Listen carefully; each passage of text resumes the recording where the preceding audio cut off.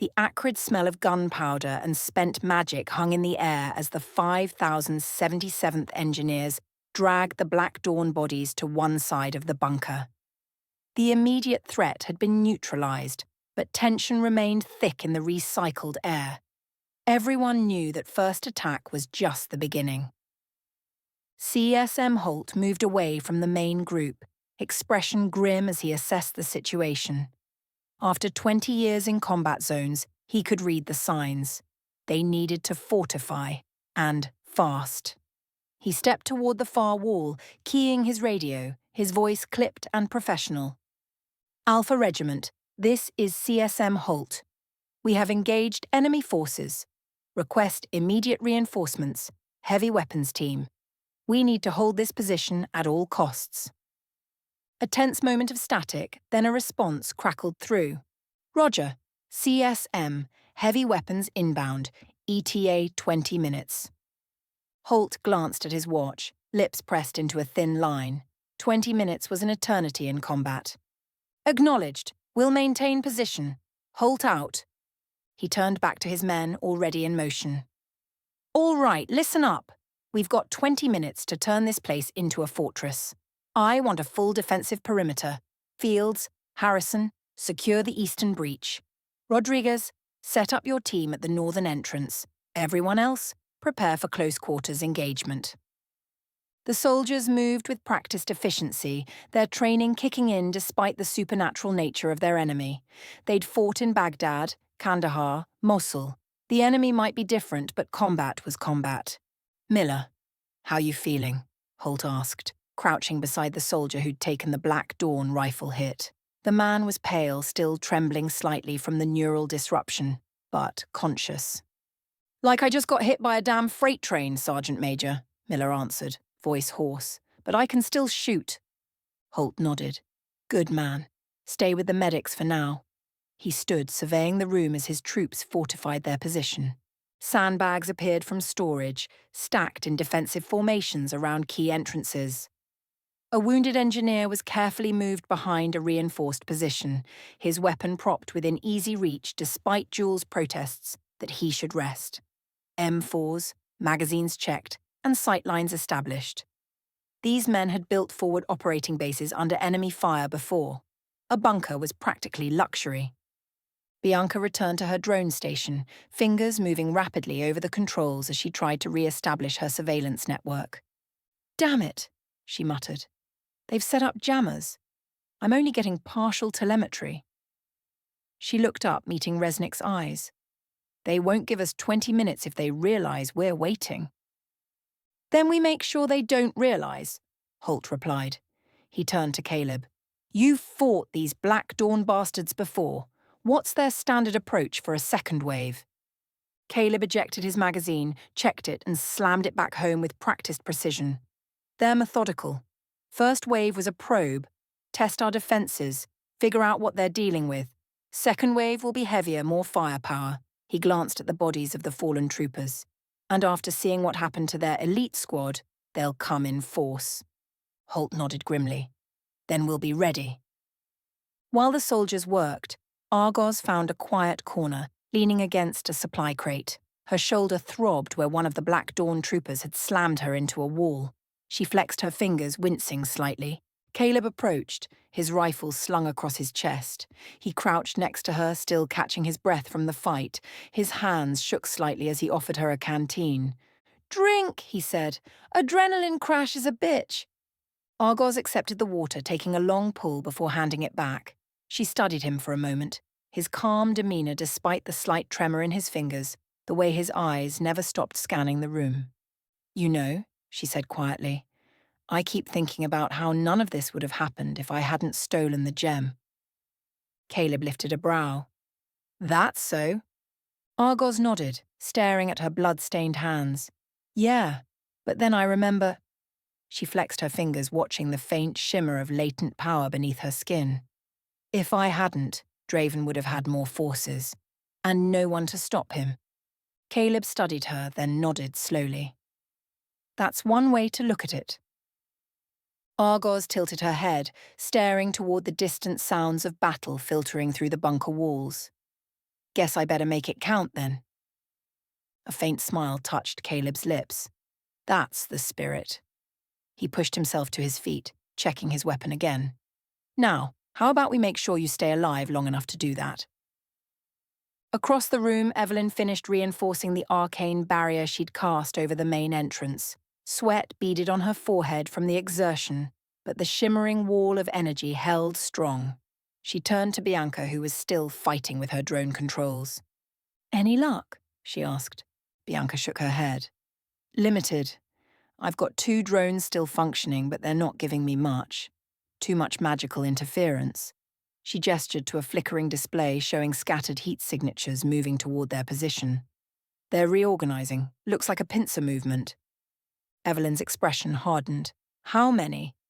"More than we can handle without help." Jewel approached, wiping blood from her hands with a towel. "Miller's stable. The counter-agent worked, but he needs real medical attention soon."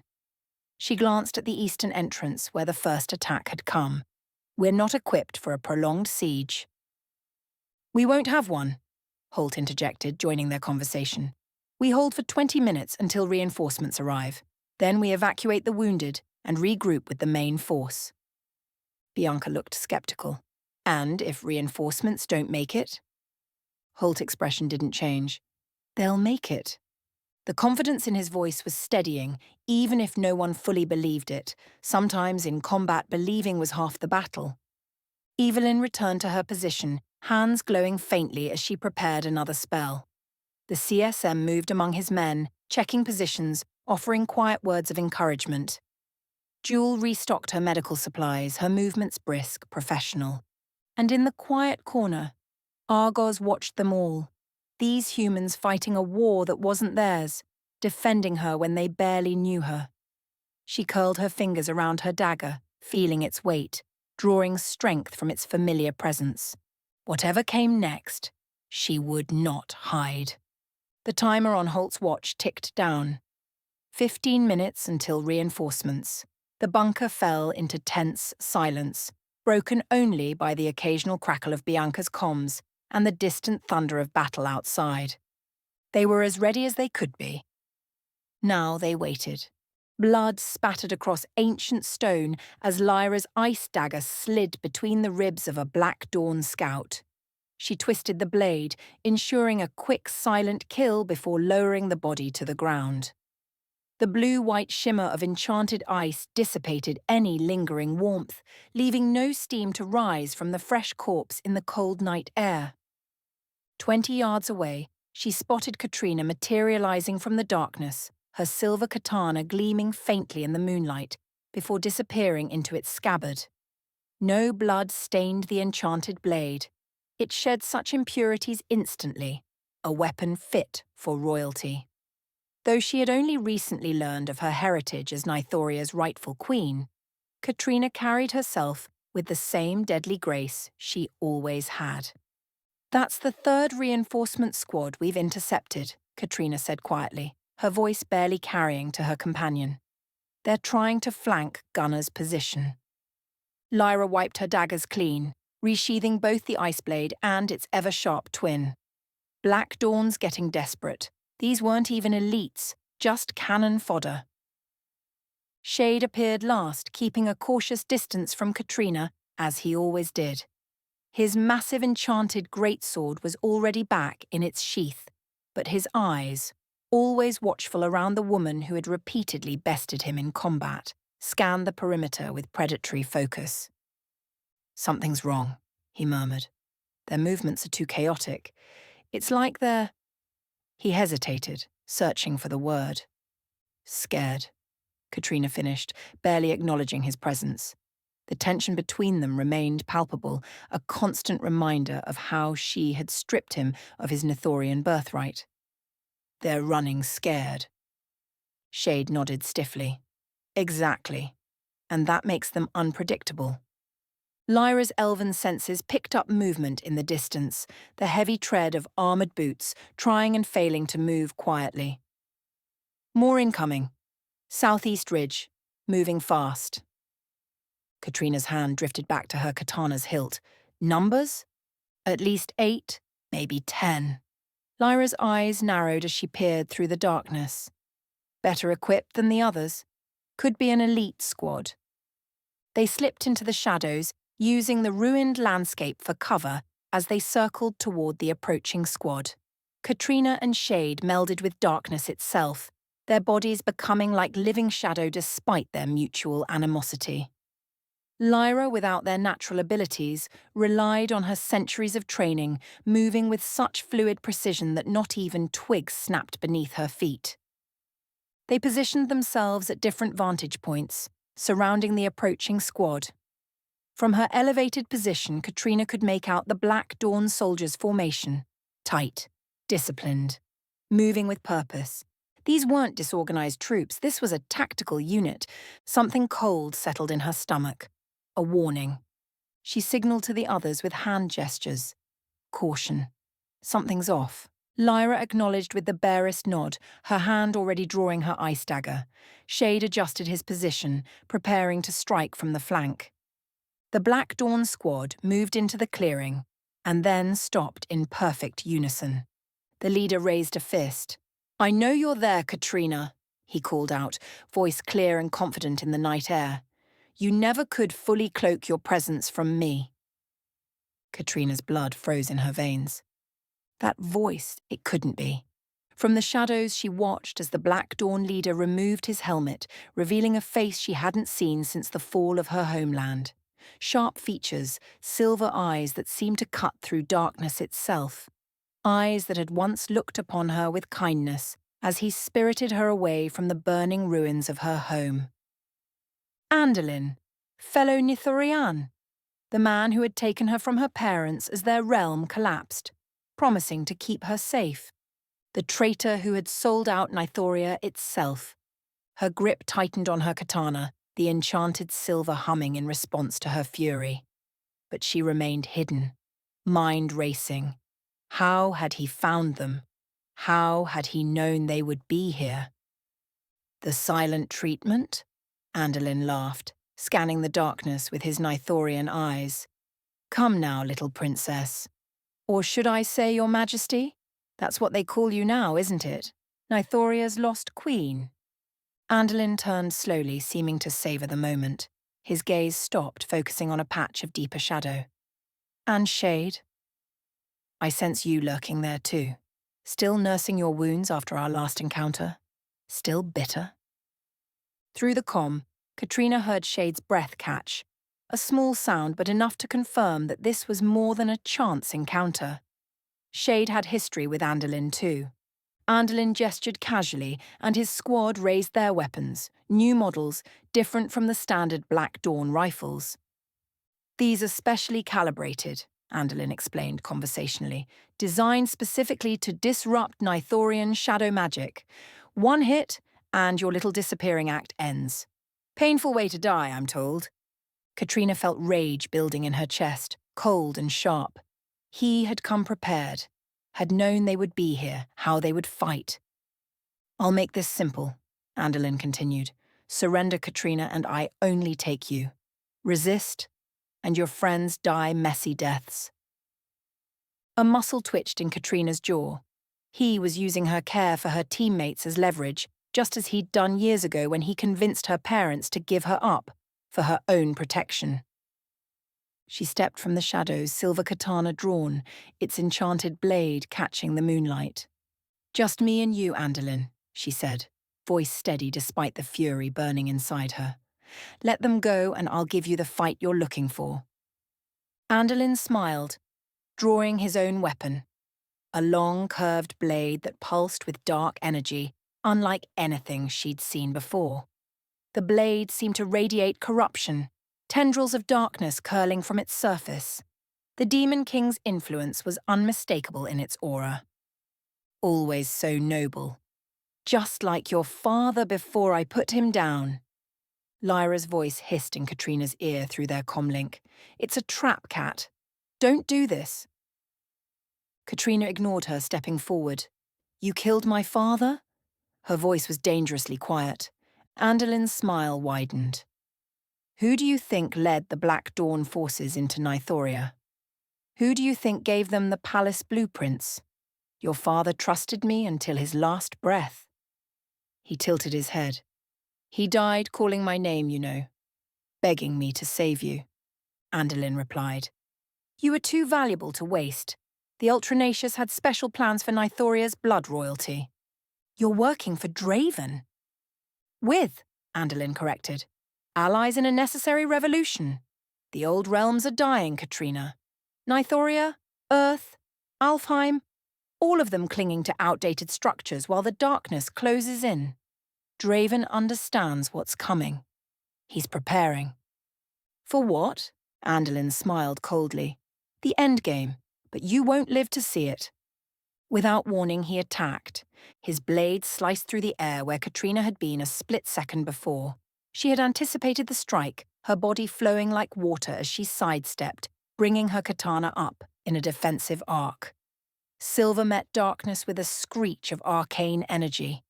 Around them, chaos erupted.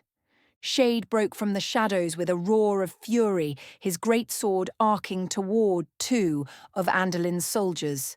His hatred for the traitor was palpable, burning through the air like a physical force.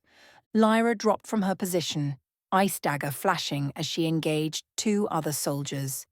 Their specialized weapons discharged, filling the air with crackling energy that disrupted the shadows themselves, making it harder for the Nythorians to maintain their shadow form.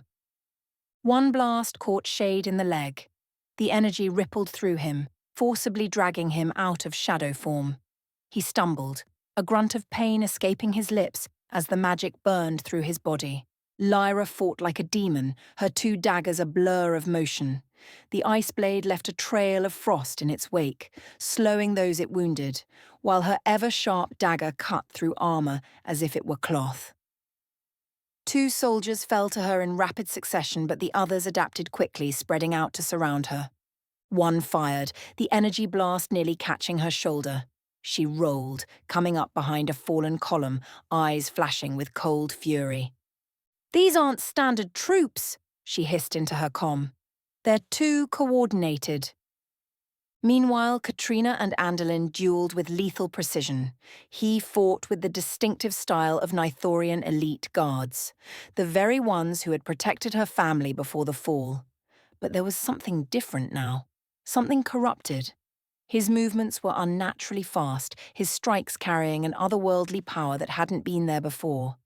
Andolyn's face was inches from hers, his silver eyes now tinged with an unnatural red glow. I saved you because Ultranacious needed a living heir of Nythoria.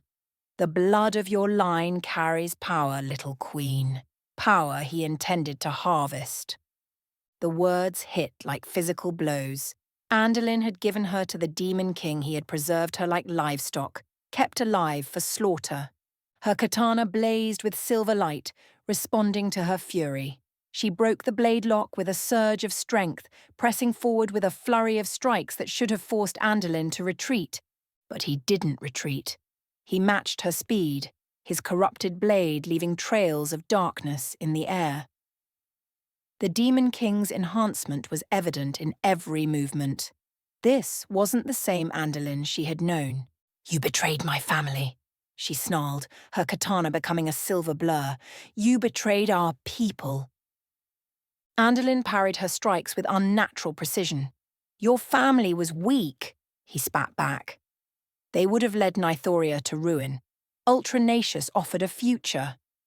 He sidestepped her next attack and slashed at her exposed side. Katrina twisted, avoiding the worst of it, but his blade still cut through her armor, drawing blood. Where the corrupted blade touched, her skin burned with freezing cold. She didn't flinch, didn't slow.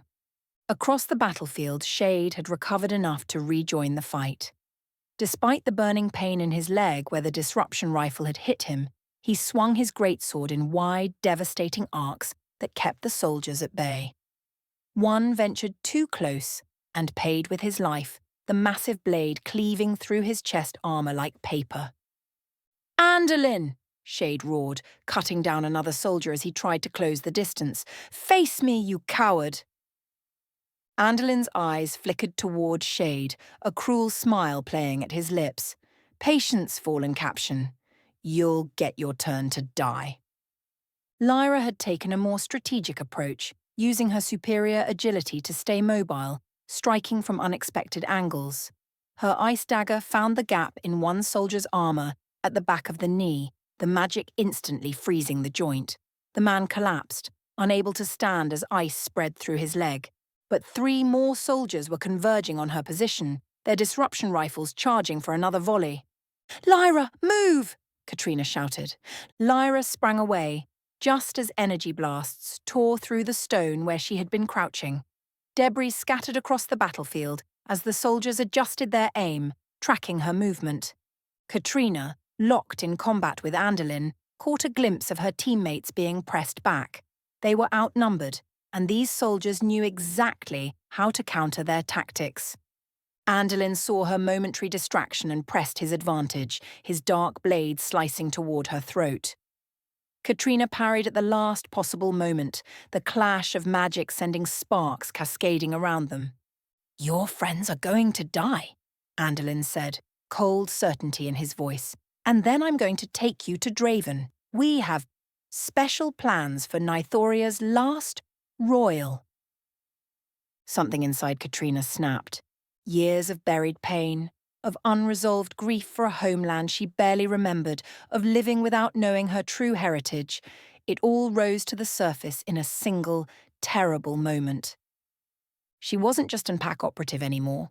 She was the rightful queen of Nythoria.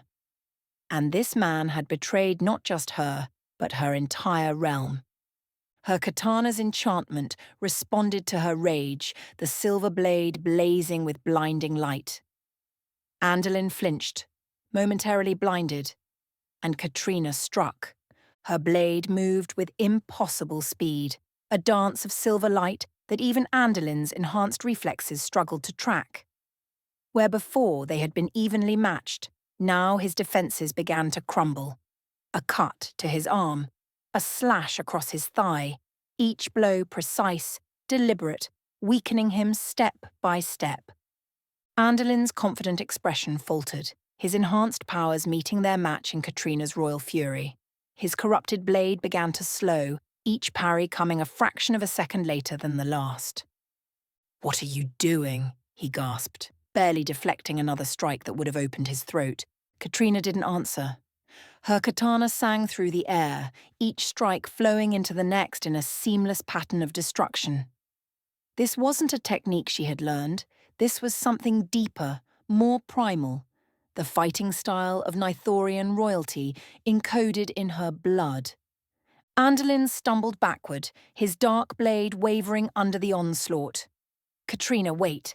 I can tell you everything about your parents, about why—" Her katana flashed one final time, driving toward his heart. At the last possible instant, Andolyn twisted, the blade missing his heart but slicing deep into his shoulder. He cried out, dark blood spilling down his armor. Katrina pulled her blade back for the killing blow, but Andolyn was already reaching for his wrist, activating a device strapped there. A swirling vortex of energy began to form beside him. "No!" Katrina lunged forward, but it was too late. Andolyn stumbled backward into the rift, clutching his wounded shoulder. "This isn't over, little queen," he gasped, the corruption around his eyes pulsing with malevolent energy. "The mole still walks among you." The rift began to close, but before it could seal completely, Shade appeared, charging through the remaining Black Dawn soldiers with reckless abandon. "You don't escape this time," he roared, diving toward the collapsing portal. "Shade, no!" Lyra shouted, but he was already moving, propelled by hatred and vengeance. Shade hurled himself through the shrinking rift just as it collapsed, vanishing into whatever dark destination Andolyn had fled to. Then they were gone, leaving Katrina and Lyra standing amid the bodies of the fallen Black Dawn soldiers. The silence of the battlefield was broken only by their ragged breathing. Lyra approached cautiously, her daggers sheathed but her expression grim. "Cat, are you all right?" Katrina stared at the spot where the rift had been, her silver katana still gleaming in her grip. "He got away," she said, voice tight with barely contained fury. "Again." She took a step forward and stumbled, her hand pressing against the wound on her side. The cut from Andolyn's blade wasn't deep, but the flesh around it had turned an unnatural black, dark veins spreading outward beneath her skin. "Katrina!" Lyra rushed to her side, catching her as she faltered. "I'm fine," Katrina insisted, but her face had gone pale, sweat beading on her forehead. "Just need to—" She winced, the dark energy from Andolyn's corrupted blade pulsing through her veins like poison. Lyra's expression darkened as she examined the wound. This isn't normal. That blade was enchanted with dark magic. She pressed her palm against the spreading corruption, her elven healing abilities barely containing it. "We need to get you back to the bunker. Jewel and Evelyn can treat this properly." Katrina's hand tightened around her katana's hilt, her knuckles white. "Shade," she whispered, anger and something else, concern, flickering across her features. "That fool." She shook her head. "He had no right to go after Andolyn alone." "He was protecting you in his own way," Lyra said softly, supporting Katrina's weight as they began moving. "You know how he is. Impulsive. Reckless." "Loyal to a fault," Katrina added bitterly. She stumbled again, the corruption spreading faster now. Lyra caught her, genuine fear crossing the elf's face as she felt the unnatural cold radiating from the wound. "This is bad," Lyra muttered. "We need to hurry." She activated her comm unit. "This is Lyra. We've engaged a Black Dawn elite team led by Andolyn. Katrina's wounded. Dark magic contamination. We need immediate extraction and medical preparations." The comm crackled. "Copy that. What's your position?" Jewel's voice came through, sharp and focused. "Southeast quadrant, moving toward the bunker," Lyra responded, already guiding Katrina through the ruins. Shade pursued Andolyn through a rift portal. "He's MIA. A beat of silence. Then, "Understood. Evelyn's preparing the treatment. Get here fast. Dark magic corruption moves quickly." Katrina's breathing had become laboured, each step more difficult than the last. The wound wasn't fatal in itself, but the corruption spreading from it could be. "If Shade dies out there," she said through gritted teeth, her voice faltering. "He won't," Lyra assured her, though she had no way of knowing if it was true. "He's too stubborn, and he has too much to prove to you still." Katrina's lips quirked in a pained smile. Her eyes grew distant, memory overtaking the present pain. "He spent years tracking me down, teaching me about Nythoria, about my heritage. And now he might die because of his damned pride," Katrina whispered. They moved as quickly as they could through the battlefield, avoiding Black Dawn patrols. In the distance, explosions still rocked the fortress where Gunnar and the main force were engaged. The war was far from over. Katrina's condition worsened with each passing minute. By the time they reached the bunker's hidden entrance, she was barely conscious, the dark veins spreading up her neck and toward her face. Evelyn was waiting for them, her hands already glowing with counter-magic. "Get her inside, quickly!" Jewel had prepared a triage station, magical implements and healing runes laid out beside traditional medical equipment. "How long since she was wounded?" she demanded as they lowered Katrina onto the treatment table. 15 minutes, maybe 20, Lyra answered, her voice tight with worry. Jewel nodded grimly. "Still time, then." She turned to Evelyn. "We need to contain the corruption before it reaches her heart. Purge protocols." Evelyn nodded, placing her glowing hands on either side of Katrina's wound. "This is going to hurt," she warned. Katrina barely nodded, her eyes unfocused but still burning with determination. "Do it." As healing magic and counter-enchantments began to flow, Katrina's mind drifted to Shade, wondering where the rift had taken him, and if she would ever see him again. Her captain, her protector, her challenger. Her final thought before pain overtook her was a silent promise. "Find your way back, Shade, so I can kill Andolyn myself." The sky above the battlefield had darkened to an unnatural shade of crimson, streaked with the black smoke of explosions and the glittering traces of magical energy. From her elevated position on the ridge, Desera steadied her breathing, her eye pressed against the scope of her enchanted .50 caliber rifle. Beside her, Specialist Torres of the 5077th maintained silence, his rangefinder trained on the same target. Range, 850 meters, Torres whispered, his voice barely audible above the distant rumble of battle. Wind, 3 knots, easterly. Desera adjusted minutely, compensating for the variables, her finger hovering over the trigger. The rifle hummed with magical energy, runes along the barrel glowing faintly blue. This wasn't standard military hardware. The enchantments allowed the bullets to pierce enchanted armor and disrupt magical shields on impact. "Target acquired," she murmured, centering her crosshairs on a Black Dawn officer, directing troops at the edge of the battlefield. "Firing." The rifle cracked, the enchanted round streaking through the air in a blur of blue light. A millisecond later, the Black Dawn officer crumpled, the back of his helmet exploding outward as the bullet punched through his skull. "Target down," Torres confirmed, scanning the area with his spotter's scope. "Good effect on target." Desera expelled her breath slowly, already cycling her bolt action to chamber another round. One less commander.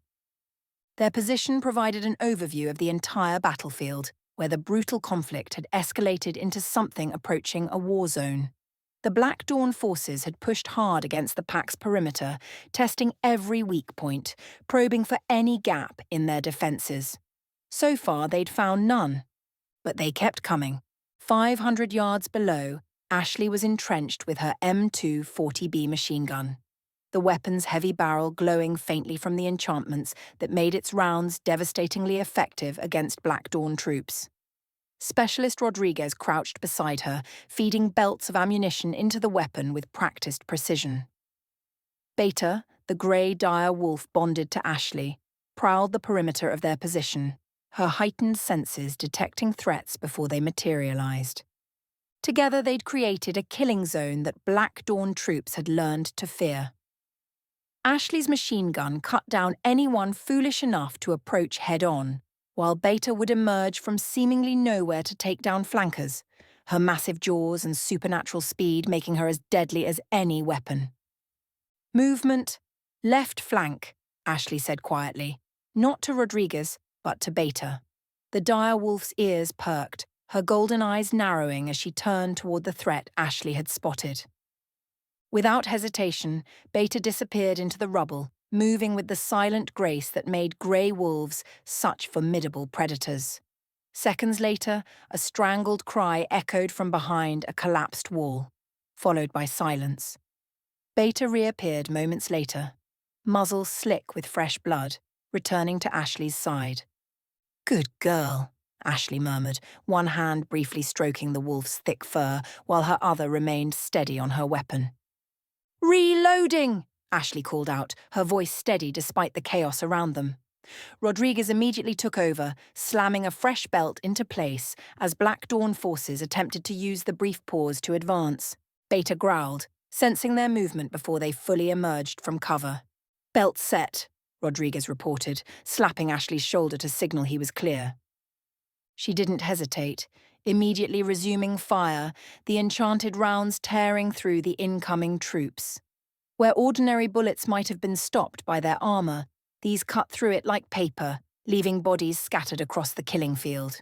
Beta's growl turned to a snarl as she spotted a soldier trying to circle wide around their position, and with a nod from Ashley, she was off again. A grey blur of tooth and claw. "They don't learn, do they?" Rodriguez muttered, watching through his field glasses as more Black Dawn soldiers moved to replace their fallen comrades. Ashley's expression remained focused, unaffected by the carnage she was creating. "They're not paid to learn, just to die." Nearby, the 5077th Engineers had converted their designated positions into legitimate defensive strongpoints. Despite being primarily construction specialists, these soldiers were combat veterans first. They had transformed rubble into fortified fighting positions, creating interlocked fields of fire that caught Black Dawn soldiers in deadly crossfire.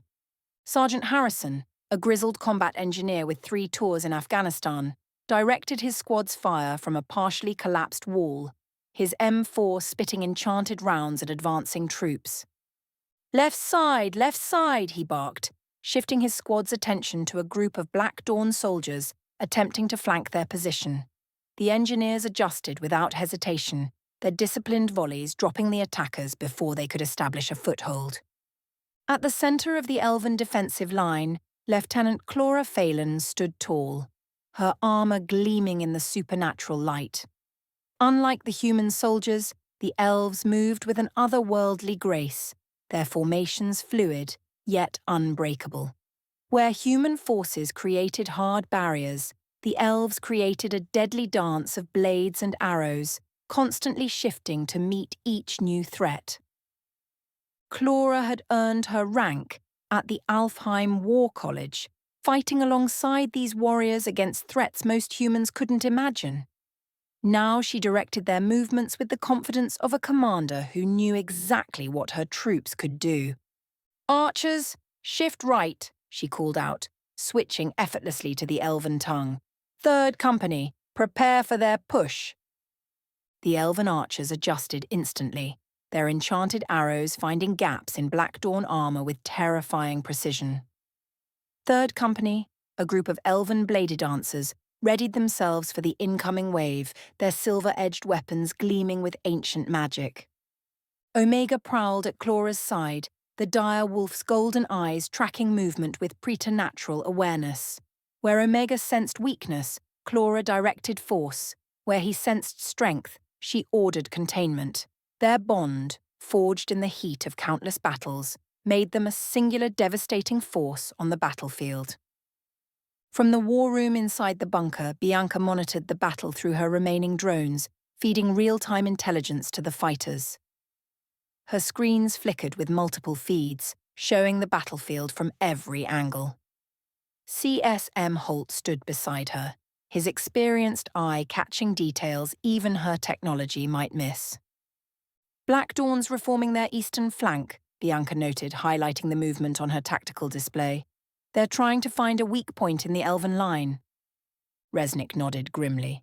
They won't. Those elves fight like nothing I've ever seen. He keyed his radio. Harrison, reposition to support the eastern approach. They're trying to punch through. Roger that, came the immediate response. For hours the battle had raged like this. Black Dawn throwing forces against their lines, the pack and their allies holding firm.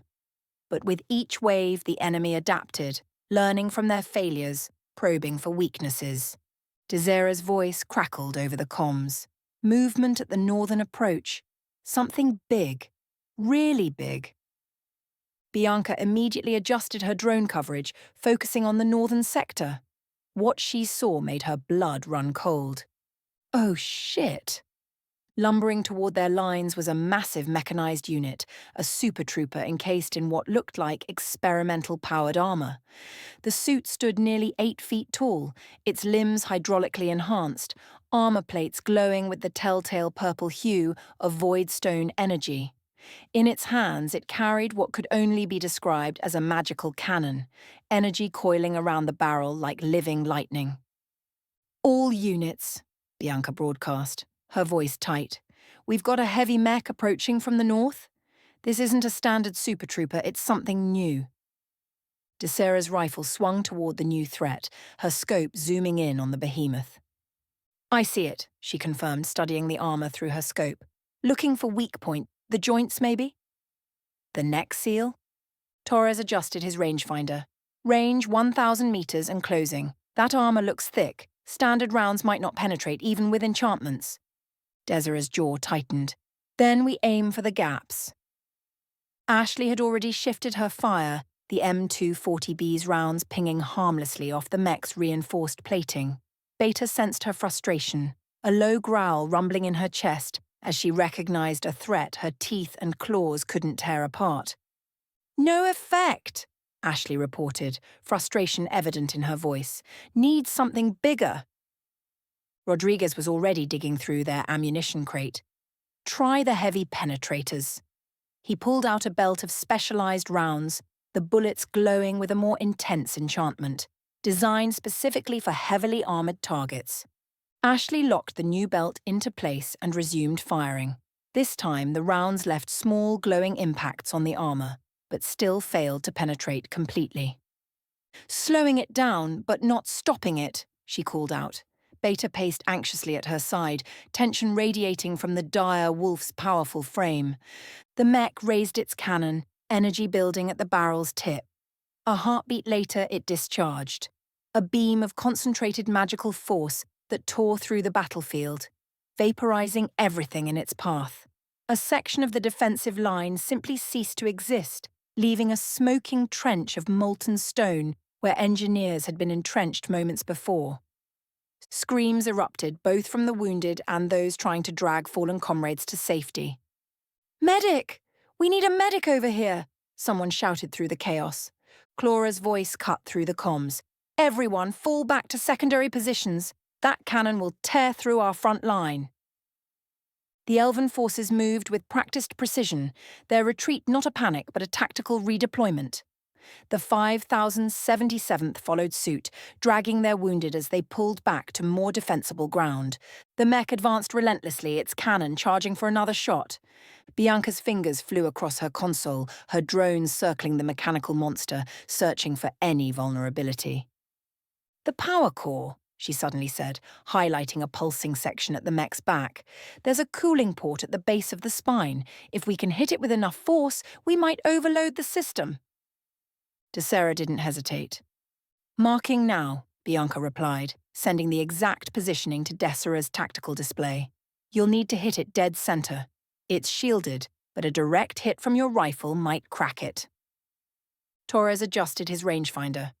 "Target's moving. You'll need to lead it by 3 meters, accounting for its walking pattern." Desera inhaled slowly, centering herself. This wasn't just a shot.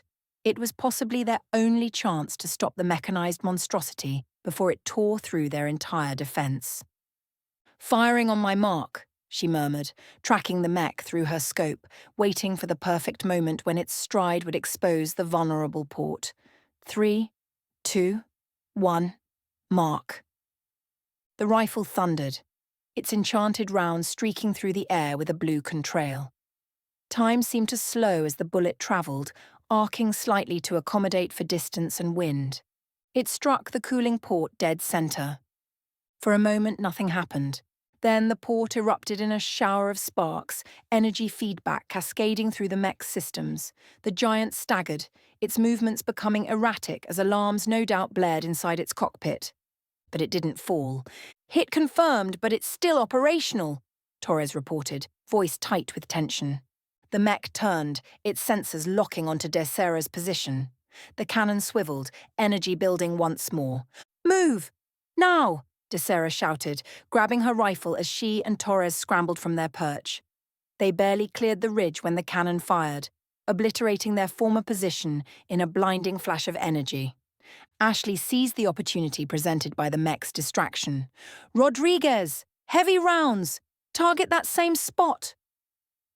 The assistant gunner slammed a fresh belt into the M240B, this one loaded with the heaviest penetrator rounds they had.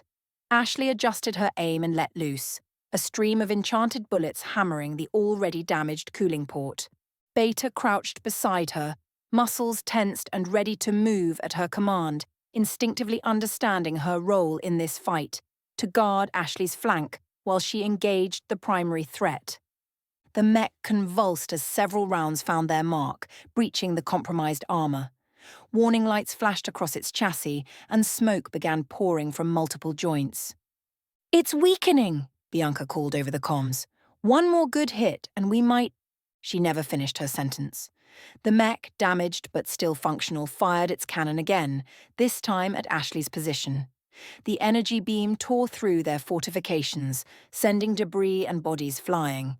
"Man down! Man down!" came the frantic call over the radio. "Rodriguez is hit!" Through the smoke, Ashley emerged, dragging Rodriguez's limp form. Beta stayed close, hackles raised as she guarded them from further attacks, her growls warning nearby Black Dawn soldiers to keep their distance. The young soldier wasn't moving, his limbs rigid, face frozen in a pained grimace. A telltale sign of a Black Dawn rifle hit. One of the mech's escorts must have targeted him during the chaos. "Need immediate medical! Neural shutdown!" Ashley shouted into her comm, her voice raw with urgency.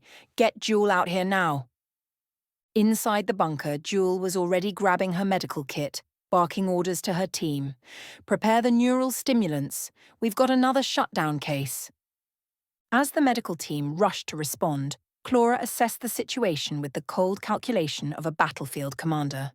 The mech was damaged but still advancing. The Black Dawn forces were using the distraction to push forward on multiple fronts. They needed to end this now. "Elven archers," she called out, switching to their native tongue. "Concentrated volley on the damaged section. Fire on my mark." 20 elven archers knocked arrows simultaneously, the enchanted shafts glowing with ancient magic. As one, they drew back, sighted the target, and waited. "Fire!" Clara commanded. The arrows flew in perfect unison, a deadly stream of light arcing through the battlefield. Each one struck the damaged cooling port within milliseconds of the others, the combined magical energy causing a catastrophic reaction. The mech froze mid-stride, its systems overloading. Energy surged out from the impact point, crawling across its frame like lightning. For a breathless moment, it stood perfectly still. Then, with a sound like thunder, it exploded from within, the Voidstone power core detonating in a violent purple-black fireball. Shrapnel tore through the nearby Black Dawn forces, cutting down dozens in an instant. The shockwave rippled across the battlefield, momentarily halting all fighting as both sides reeled from the explosion. When the dust settled, a smoking crater was all that remained of the mechanical monstrosity. A cheer went up from the pack and 5,077th lines, while the elves merely nodded in grim satisfaction. Clara didn't join the celebration. Her sharp eyes had already caught movement at the edges of the battlefield, Black Dawn forces regrouping, reorganizing. "Don't get comfortable," she warned over the comms. "They're not done yet." In the bunker, medics worked frantically to stabilize Rodriguez. The Black Dawn rifle's energy had locked his nervous system, paralyzing his lungs and heart. Jewel administered the counter-agent, her movements precise despite the pressure. "Come on, kid," she muttered, watching for any reaction. "Fight it." For a terrifying moment, nothing happened. Then, Rodriguez gasped, his chest heaving as his body fought to remember how to breathe. "He's responding," one of the medics reported. "Neural activity returning to normal." Jewel exhaled in relief, already moving to treat his other wounds. "Keep him stable. I need to check on the other casualties." Outside, the battle had shifted. The destruction of the mech had broken the momentum of the Black Dawn assault, giving the defenders a moment to regroup. The 5,077th Engineers used the opportunity to strengthen their positions, while the Elven forces repositioned to cover the gaps left by the casualties. Ashley and Beta had returned to their reinforced position, the wolf's fur matted with blood, not all of it belonging to their enemies. A Black Dawn soldier had gotten close enough to score a hit, leaving a shallow gash along Beta's flank. Ashley had applied a field dressing, the enchanted bandage already speeding the wolf's natural healing. "Just a little longer, girl," Ashley murmured, stroking the wolf's head. Beta leaned into her touch, drawing strength from their bond. Desera and Torres had relocated to a new vantage point, once again providing overwatch for the battlefield. "They're pulling back," Torres observed through his scope, regrouping at the tree line. Desera frowned, scanning the enemy forces. Something wasn't right. Black Dawn didn't retreat, not without a reason. "Bianca," she called over the comms, "can you get eyes on their fallback position? Something feels off?" Bianca redirected her remaining drones, pushing them toward the Black Dawn lines. The feed flickered briefly as they approached. Interference of some kind. "I'm getting weird readings," she reported. "The energy signatures are fluctuating, almost like..." Suddenly, all of her screens flashed with warning indicators. Her drone's sensors were overloading. "Everyone brace!" she shouted into the comms. "Massive energy spike detected." The air on the battlefield seemed to ripple, a wave of tangible darkness spreading outward from the black dawn lines. The ground beneath their feet trembled, and the very fabric of reality appeared to warp. At the tree line, a tear appeared. Not a portal, not a rift, but something more fundamental. A rend in the universe itself. Reality peeled back, revealing absolute darkness beyond. From this void, a figure emerged. Tall, dressed in flowing robes of midnight black, with sigils of power etched into the fabric in glowing purple thread.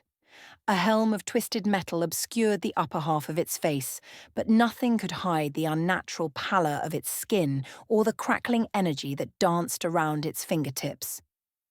Voidstone fragments orbited its body like tiny satellites, each one pulsing with malevolent power. The Void Warlock had arrived. It stepped fully onto the battlefield, and the air seemed to grow colder, heavier. Behind it, 3 massive super troopers followed, each one larger and more heavily augmented than those they had faced before. Their armor pulsed with the same corrupt energy that surrounded the Warlock, suggesting they were more than just enhanced soldiers, they were vessels for the Void itself. But the true horror came next.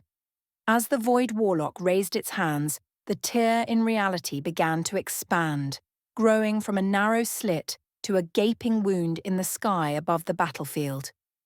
Black energy poured forth, forming a swirling maelstrom that devoured light itself. A void rift was forming, and it was growing larger by the second. "By the gods," Clara whispered, even her battle-hardened composure shaken by the sight. Bianca's voice came through the comms, tight with barely controlled panic. "That rift is destabilizing everything around it. The energy readings are off the charts."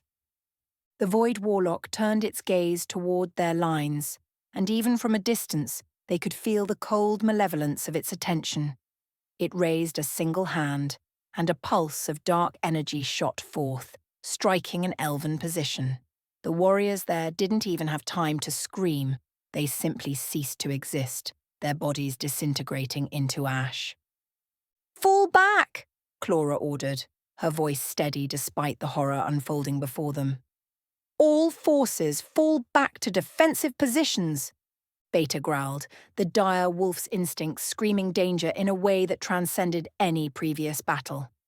Ashley felt it too. This wasn't just another enemy. This was something primal, something fundamentally wrong. But even as they began to retreat, they knew. This wasn't just another battle. This was something altogether more terrible.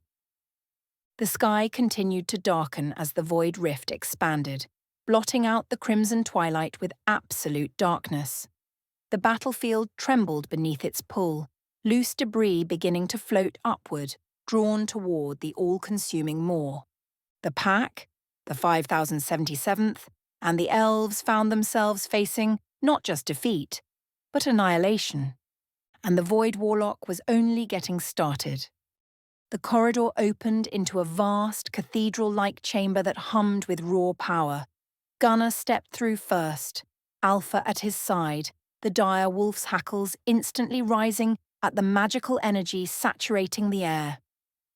The rest of the team followed: Rose, Eli, Derren, and 2 5077th soldiers who had insisted on accompanying them. "Holy shit," Derren breathed, taking in the spectacle before them. The machine room stretched upward for at least 3 stories, its walls lined with arcane technology that defied conventional understanding.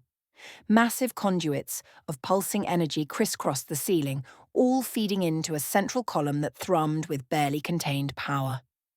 The floor was etched with complex runes that glowed with shifting hues of blue, violet, and an unsettling shade of black. This wasn't just a room, it was the nexus of something terrible. Eli immediately activated her scanner, only to curse as the readings spiked beyond capacity.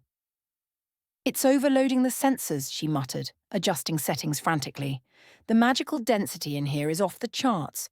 Rose's expression darkened as she moved forward, her eyes tracing the familiar patterns in the machinery. She had seen this design before, had helped conceptualize it years ago when she had been Draven's star pupil. "This is his work," she said quietly, "but he's modified it, expanded it." Gunner's cybernetic hand clenched, the servos whirring softly as he surveyed the chamber. "What is it? What's he doing?" Eli continued to scan, her violet eyes narrowing as she processed the data. The ley lines, the natural pathways of magic that flow through the realms, they're being redirected here. All of them. "I thought ley lines couldn't be moved," one of the 5,077th soldiers said, his enchanted M4 clutched tight against his chest. Rose shook her head, approaching the central column. "They can't be moved, but they can be influenced, redirected." Her fingers hovered over the pulsing energy, feeling its current. This is what he always wanted. This is what he was working toward, even when I was with him. "Which is what exactly?" Gunner demanded, his patience wearing thin. Eli's face paled as her reading stabilized, the implications becoming clear.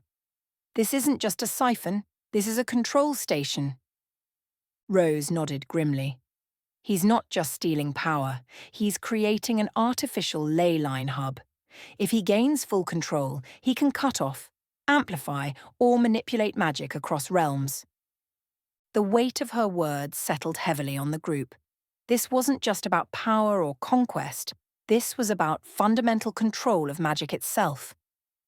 "So," Derren said after a beat, patting the AT-4 launcher slung across his back, "we blow it up."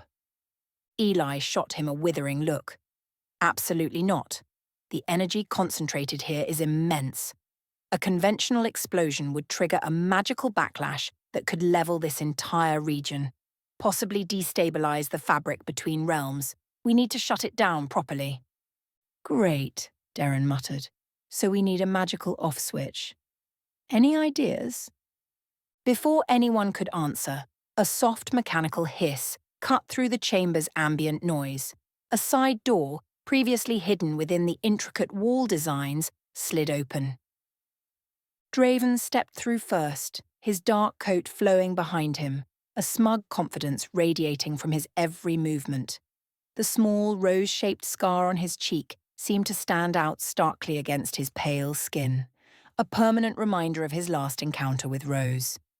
Beside him walked Trinity, her expression cold and unreadable. Where once she had worn the simple uniform of Echo Division's administrative staff, she now carried herself with the authority of a commander, clad in sleek Black Dawn armor. Her eyes found Gunner immediately, holding his gaze with a mixture of contempt and something deeper, a resentment that had festered for years. 10 enhanced Black Dawn troopers filed in behind them, their movements precise and synchronized, weapons already raised. These weren't standard soldiers. Each bore the telltale enhancements of Voidstone integration, their eyes glowing with unnatural purple light. Last came a hulking super trooper, larger than any they had encountered before.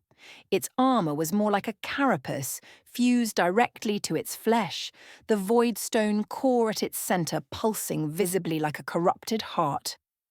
Draven surveyed them with an air of casual disdain, his gaze lingering on Gunner. "I thought you'd be faster, Gunner," he called across the chamber, his voice echoing. "But I guess you're getting old." His eyes shifted to Rose and something flickered across his face, annoyance perhaps at the sight of his former apprentice standing with his enemies. "And Rose? Still playing with your little friends? I'd have thought you'd learned by now." Rose's lips curled into a cold smirk, her gaze fixed on the scar she had left on his face. "Still wearing my mark, I see. Suits you." Draven's fingers twitched, briefly tracing the rose-shaped scar before he caught himself and lowered his hand. Derren leaned subtly toward the 5,077th soldiers, his voice a stage whisper. "This is normal, by the way. The dramatic entrances, the villain monologues. You get used to it." Trinity stepped forward, her eyes never leaving Gunner. "Surprised to see me, sir?" The last word was coated in contempt. "You never did look closely at your own people, too busy playing the hero." It made it so easy to feed information right from under your nose. Gunner's expression remained stoic, but the tension in his shoulders betrayed his fury. "I trusted you, Trinity." She laughed, the sound sharp and bitter. "That was your first mistake. I was never your assistant, Gunner. I was always Black Dawn's leader, organizing, planning, waiting for the right moment. And now?" She gestured to the massive machines surrounding them. "Now we're at the threshold of true power." The chamber seemed to contract, the air growing heavier as both sides sized each other up. Alpha growled, low and menacing, his eyes locked on the approaching Super Trooper. The Black Dawn soldiers shifted, forming a loose semicircle, while Draven and Trinity remained at the center. Rose took a step forward, magical energy beginning to coil around her fingers. "Let me guess, Draven. You finally realized you couldn't steal enough power on your own, so you decided to go for the source. Typical. Always overreaching." Draven's smirk widened. "Still bitter about being replaced, apprentice. You could have been standing beside me, you know. Instead, you chose the losing side." "I left a mark on your face last time," Rose replied, her voice deceptively casual. "This time, I might not leave anything at all." Gunner and Trinity had begun circling each other, neither willing to make the first move, but both clearly preparing for the inevitable clash. "Did you enjoy watching me grieve for Echo Division's dead?" Gunner asked, his voice dangerously quiet. "All those soldiers we lost. You knew every plan, every position." Trinity's smile was cold. It was educational. Watching the great Gunner struggle to understand why he was always one step behind. Derren, Alpha, Eli, and the two 5077th soldiers were already forming a defensive line against the approaching Black Dawn troopers, each preparing for the fight in their own way. Eli's hands glowed with arcane energy, while Derren checked the action on Thunderstrike, a dangerous gleam in his eyes. 10 against 5, Derren noted, grinning at the Black Dawn soldiers. "Seems a little unfair. You boys might want to call for backup." The two sides faced each other across the chamber, the thrum of the machine intensifying as if responding to the tension. Draven and Rose locked eyes, decades of hatred and bitterness crystallizing in the space between them. Gunner and Trinity stood poised to settle a betrayal that cut deeper than any blade. The rest prepared to clash, surrounded by a machine that could reshape the very nature of magic across realms. The storm was about to break. For a moment, the chamber hung in suspended tension, each side measuring the other, waiting for the first move. Then, without warning, the Super Trooper lunged. The massive armoured figure moved with unnatural speed, covering the distance between sides in a heartbeat. Its target wasn't Gunner or even Rose. It went straight for Eli. Before anyone could react, the Super Trooper's massive gauntleted hand closed around the elven technomancer, lifting her bodily from the ground. "Eli!" Alatheris shouted, reaching for her. Too late.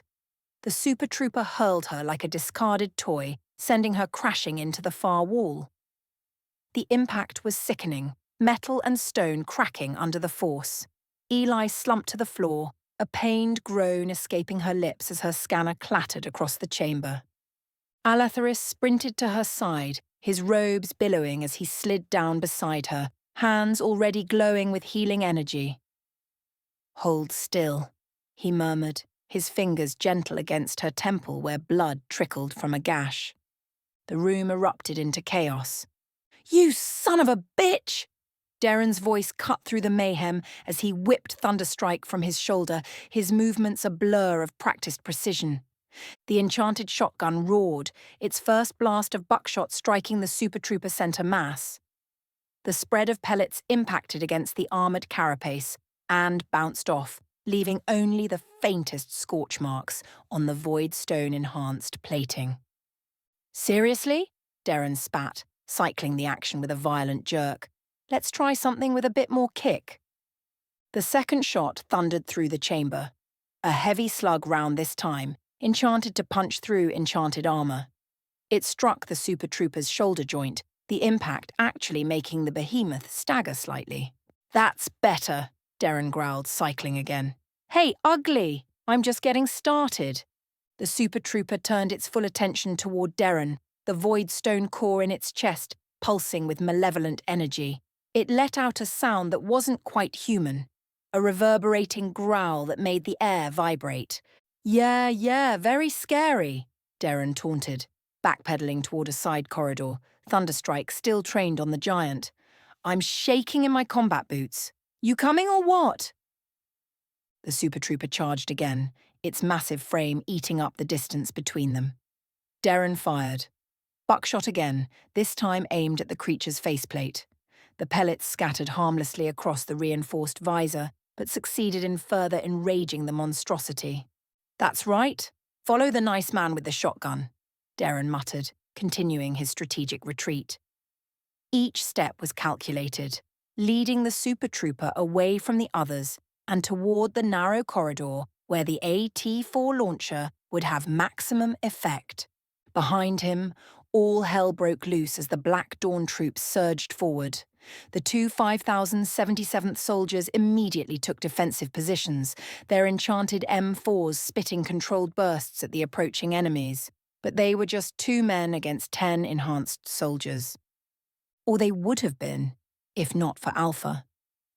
The massive dire wolf launched himself into the fray with a roar that shook the chamber, his colossal form smashing into the Black Dawn line like a freight train. What the 5077th lacked in numbers, Alpha made up for in sheer fury, a ton of fang, claw, and rage that ripped through the first 3 soldiers before they could even raise their weapons. "Holy shit!" one of the 5077th soldiers gasped, watching as Alpha tore the throat out of a Black Dawn trooper with a single savage motion. "Keep firing!" his partner shouted, his M4 rattling as he put down 2 more Black Dawn soldiers with well-placed headshots. Alpha whirled among the remaining troopers, a grey blur of primal vengeance. His jaws closed around an arm, teeth crushing through the reinforced armor like it was paper. He used the screaming soldier as a battering ram, hurling him into 2 more and pouncing on the tangled heap with merciless efficiency. The 5077th soldiers, both combat veterans, had seen plenty of war, but nothing had prepared them for the sight of a dire wolf in full battle rage. Alpha wasn't just fighting, he was hunting, executing with the cold precision of an apex predator. His golden eyes burned with intelligence and fury as he systematically dismantled the Black Dawn forces. Meanwhile, Derren had succeeded in luring the Super Trooper into the narrow corridor. The massive armoured figure was forced to turn sideways just to fit through the passage, its bulk scraping against the walls as it pursued him. "You know what your problem is?" Derren called out, firing another round, a special incendiary slug that erupted in magical flames on impact.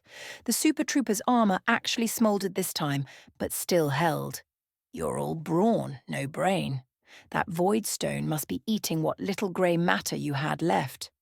He continued backing up, cycling through his remaining specialised ammunition. Acid rounds, ice rounds, piercing rounds. The Super Trooper took them all, each having minimal effect but driving the creature into a deeper frenzy. "All right, enough foreplay," Derren muttered, reaching the end of the corridor where it opened into a wider junction. He dropped Thunderstrike to hang from its sling and reached for the AT-4 launcher strapped to his back. "Let's see how you handle this." The Super Trooper charged forward, its voidstone core pulsing violently, purple-black energy crackling around its frame. It was close enough now that Derren could see the corrupted flesh beneath the armor plating, the twisted fusion of human and machine. "For Keebler," Derren said, all humour gone from his voice as he raised the launcher to his shoulder. The AT-4 roared, the enchanted rocket streaming from the tube in a blaze of magical energy. The Super Trooper, too large and too close to dodge in the confined space, took the full impact directly in its chest, right where the void stone core pulsed. For a moment, nothing happened. The Super Trooper staggered but remained standing, looking down at the smouldering hole in its chest plate. Derren's eyes widened. You have got to be kidding me. Then the enchantment triggered. The rocket had been specifically designed by Eli to destabilize Voidstone, to turn its own energy against itself. As the enchantment activated, the Super Trooper's core went from a steady pulse to an erratic flicker. Purple-black energy began to leak from the breach, crawling across its armor like living darkness. The Super Trooper let out a sound, not a roar this time, but a high, keening wail of agony. It clawed at its own chest, trying to stop the cascade failure happening within its core. Oh, hell, Derren breathed, realizing what was about to happen. Time to go. He sprinted back down the corridor as the Super Trooper began to convulse, the Voidstone's energy spiraling out of control. The walls around it warped and buckled as reality itself rejected the unstable power. Derren made it back to the main chamber just as a deafening explosion rocked the facility. The corridor behind him collapsed in a roar of stone and metal, a wave of void energy briefly washing over the room before dissolving into nothingness. In the main chamber, Alpha stood amid a scene of carnage, blood matting his silver-grey fur. Around him lay the remains of what had once been 10 elite Black Dawn soldiers, now reduced to broken bodies and scattered pieces of armor. The 5,077th soldiers, both breathing hard, lowered their rifles as the last threats were eliminated. Impressive, one of them muttered, looking at Alpha with newfound respect. Alpha huffed, shaking his massive head before trotting over to where Alatheris was still tending to Eli. Derren joined them, his face grim as he knelt beside the fallen elf. How is she? Alatheris's hands still glowed with healing magic, the worst of Eli's wounds slowly closing under his touch. Multiple fractures, internal bleeding, concussion. I've stabilized her, but she needs more extensive treatment. Eli's eyes fluttered open, her gaze unfocused. Did you get him? She murmured. Derren's expression softened. Yeah, Keebler. Your fancy rocket worked like a charm. Bastard went boom. A faint smile touched her lips before she winced in pain. Good. That's good. Rest now, Alatheris said softly. I need to continue healing you. Derren stood, scanning the chamber with sudden alarm. Where's Gunnar? And Rose? The two 5,077th soldiers exchanged looks, one of them gesturing toward opposite ends of the massive chamber. They split off during the fight. Gunnar chased Trinity through that eastern corridor, and Rose and Draven. The Western Passage, the other soldier finished. They were at each other's throats, throwing enough fire and magic to bring the ceiling down. Alpha growled. His ears pricked toward the eastern corridor where his master had disappeared.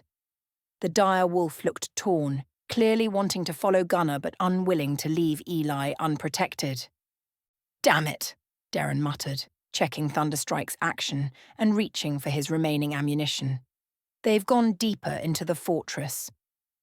One of the 5,077th soldiers stepped forward. Sir, do we pursue? Derren looked at Eli's wounded form, then at Alpha's protective stance beside her, and finally at the machine still humming ominously around them. They couldn't abandon Eli, but they couldn't ignore the machine either. No, he decided. Our priority is securing this room and getting Eli safe. Once Alatheris says she can be moved, we'll find the others. He turned to Alpha. You hear me, big guy? Gunnar can handle himself. We need to make sure Keebler's okay. Alpha huffed, seemingly understanding as he settled his massive form closer to Eli. What about that? One of the soldiers asked, gesturing toward the pulsing central column of the machine. Derren's expression darkened. We wait. Right now we've got wounded, and we're down to half strength. Gunnar and Rose have their own fights to finish. Then we'll deal with this monstrosity. As if in response, the machine's hum deepened, the arcane energy flowing through its conduits pulsing faster. Whatever Draven had started was accelerating, with or without him. Just hurry up and kick his ass, Rose, Derren muttered under his breath. We're running out of time. The battle had split, Rose and Draven locked in their deadly reunion, Gunnar pursuing Trinity through the fortress depths, and Derren's group left to guard both Eli and the mysterious machine that threatened all the realms. The clock was ticking. The Super Trooper's sudden lunge toward Eli pulled everyone's attention, all except Trinity. The moment Gunnar's focus shifted, she struck. Her first blow caught him across the temple, not enough to drop him but enough to make him stagger. Her second hit was calculated, a precise strike at the junction where his cybernetic arm met flesh. Pain flared, momentarily disrupting the neural connection. "Sloppy, sir," Trinity taunted, her voice laced with cold contempt. She followed with a sweeping kick that nearly took his legs out from under him. Gunnar recovered, bringing Starbreaker up to bear, but Trinity was faster than he remembered. She ducked inside his guard and wrenched the weapon from his grasp, sending it clattering across the floor. "Did you really think I spent all those months as your assistant just filing reports?" she asked, circling him now, her movements fluid and predatory. "I studied you, every weakness, every limitation." Gunnar's eye narrowed, adjusting his stance. "Then you should know I don't need a weapon to take you down." Trinity laughed, the sound brittle and sharp. "Oh, I'm counting on it." She lunged, and the real fight began. Their battle carried them away from the main chamber, through corridors and antechambers, each exchange more vicious than the last. Trinity fought with a cold precision that spoke of years of training she'd hidden behind a facade of administrative competence. "All those meetings," she said between strikes, "all those strategy sessions where you laid out your plans." She blocked his punch and countered with a slash that opened a thin line across his cheek. "I was taking notes, feeding everything directly to Ultranacious." Gunnar pressed forward, his cybernetic arm absorbing a blow that would have shattered bone. "Why?" he demanded, voice rough with exertion. "Why the betrayal?"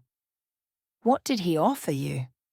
They burst through a set of double doors into what appeared to be an old war room. Maps lined the walls, tactical displays flickering with forgotten data. Trinity's smile was razor-sharp. Power. Purpose. Her eyes glittered with zealous light. A chance to serve something greater than your pitiful agency. She leapt atop a tactical table, using the height advantage to launch herself at him. Gunnar caught her mid-air with his cybernetic arm, the servos whining as he hurled her into a nearby display case.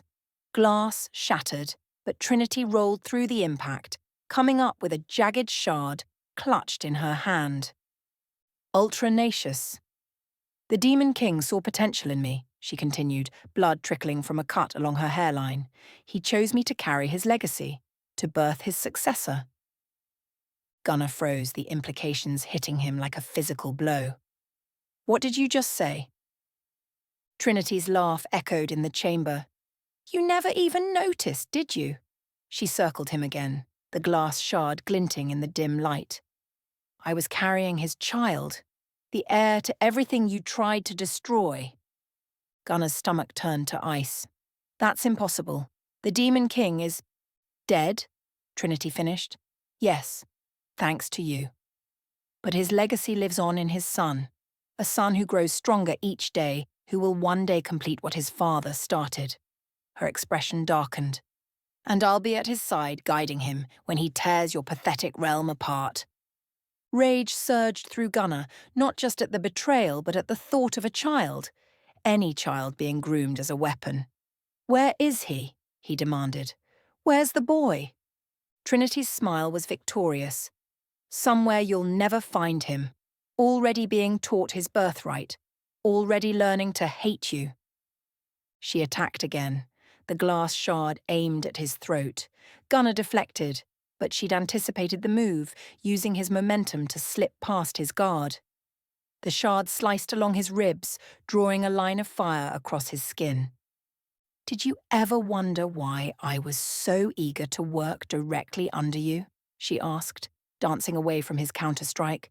"The great Gunnar, the hero who defeated the Demon King.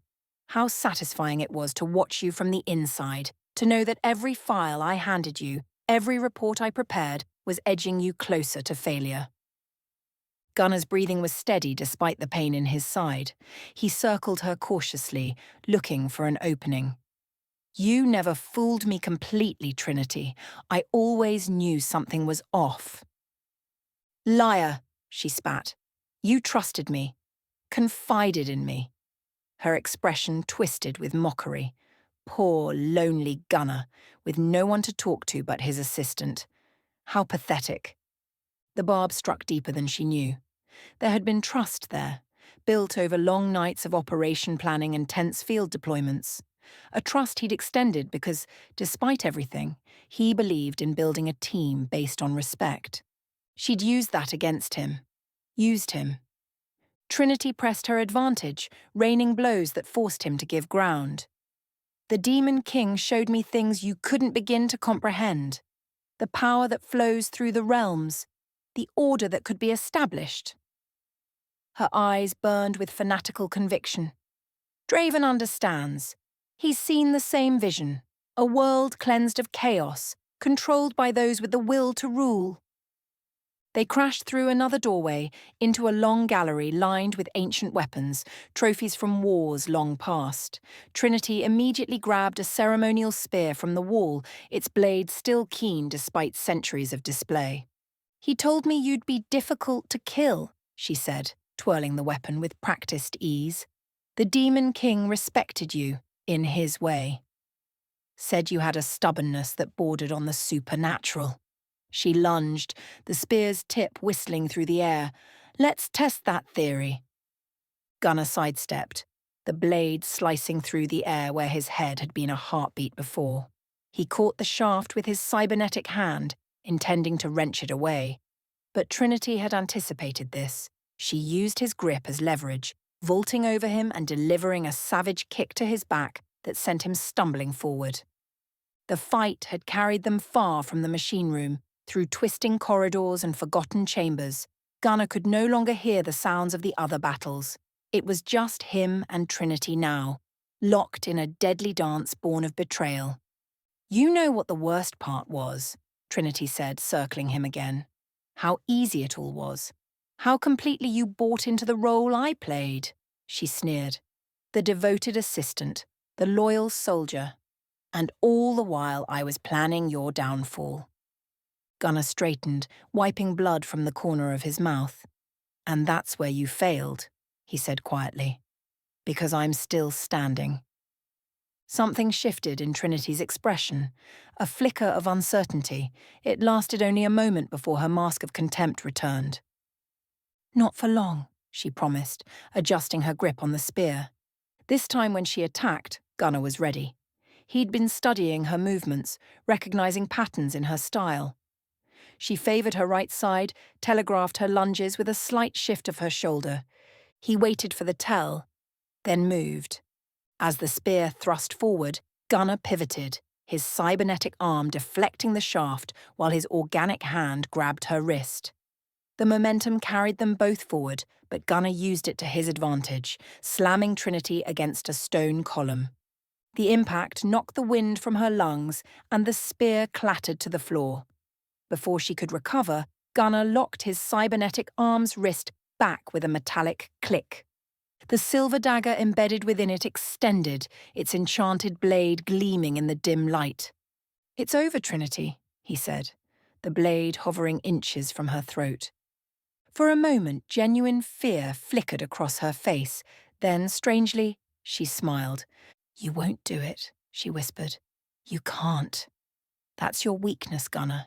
Even now, even knowing everything I've done, you still can't bring yourself to execute a disarmed opponent. Gunner's jaw tightened, the dagger unwavering. Where's the boy? He demanded again. Where's the Demon King's son? Trinity's smile widened. Safe, protected, being shaped into the weapon that will destroy you and everyone you care about. Gunner pressed the dagger closer, its enchanted edge drawing a thin line of blood from her throat. Last chance, Trinity. I won't ask again.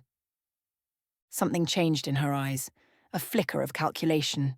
Then, without warning, the air behind her rippled, distorting like heat waves above asphalt. A rift materialized, Swirling with dark energy, Gunnar tensed, the dagger still at Trinity's throat. "Don't move," he warned. But Trinity wasn't looking at him anymore. Her gaze was fixed on the rift as a figure stumbled through, bloodied, armoured, clearly wounded. Andolyn, the traitor. His silver eyes found Gunnar's immediately, recognition flashing across his face. "Gunnar!" he gasped, clutching at a deep wound in his side. "Still playing the hero, I see." Before Gunnar could respond, a second figure burst through the rift. Shade, his massive greatsword, raised for a killing blow. His face was a mask of rage and pain, blood streaming from multiple wounds across his body. The moment of distraction was all Trinity needed. She ducked under Gunnar's arm, rolling away from the blade and toward the rift. Andolyn staggered toward her, desperation clear in his movements. "No!" Shade roared, lunging after them, but he was too slow. Trinity grabbed Andolyn's arm, pulling him toward the rift. Gunnar moved to intercept, but Trinity had positioned herself perfectly.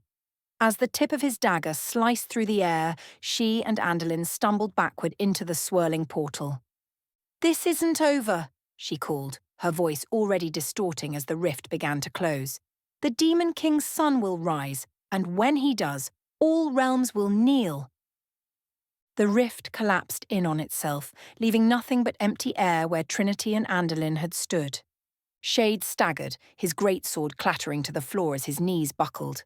Gunnar caught him before he hit the ground, supporting him with his cybernetic arm. "I had him," Shade gasped, blood flecking his lips. "I was so close. I almost had him." Gunnar's expression was grim. Gunnar helped Shade to his feet, retrieving the fallen greatsword and handing it back to him. "Can you walk?" Shade nodded grimly. "I'll manage." Together they began the long trek back through the fortress corridors, retracing Gunnar's path from the machine room. Neither spoke much, Shade conserving his strength, Gunnar lost in thought. The Demon King's son. A child born of Trinity's betrayal, being raised to continue the legacy of a monster Gunnar had given everything to defeat. The implications were staggering. And Trinity, the depth of her deception went beyond anything he had imagined. All this time, she had been at the centre of it all, watching, plotting, feeding information directly to Ultranacious and the Black Dawn. "Did you know?" Gunnar asked suddenly. "About Trinity? About the child?" Shade shook his head, grimacing at the pain the movement caused. Number Andolyn never mentioned it. But he hesitated. He did speak of a power rising, something that would change everything. They continued in silence, the weight of revelation pressing down on them. When they finally reached the machine room, they found Derren, Alpha, and the two 5077th soldiers forming a protective perimeter around Eli and Alatharis. Derren's face broke into relieved surprise when he saw them. "About damn time! What happened? Where's Trinity?" Gunnar's expression was enough to silence further questions. She escaped. With Andolyn. He turned to Alatharis. "How's Eli?" The elven healer looked up from where he knelt beside her, his hands still glowing with healing energy. "Stabilized, but she needs proper medical attention. I've done what I can here." Eli's eyes were open, clearer now, but still glazed with pain. "Gunnar," she murmured. "The machine. We need to shut it down." Gunnar nodded, turning to survey the still pulsing contraption. Its hum had grown louder, the energy flows more erratic. "Where's Rose?" he asked, scanning the chamber. Derren's expression turned grim. Still with Draven, they went that way. He pointed toward a western corridor where scorch marks and the acrid smell of magical combat lingered. Gunnar's jaw tightened. Whatever was happening between Rose and Draven, it would have to wait. The machine was their priority now. "Eli," he said, crouching beside her, "how do we shut this thing down?" She tried to sit up, wincing at the effort. "The control nexus," she said, pointing toward the central column. "If we can disrupt the energy flow at the source, it should cascade through the system." Gunnar nodded, straightening. "Then that's our play. Derren helped me get there. The rest of you, be ready to move the moment we deactivate it." I doubt Draven's going to let us walk away without a fight.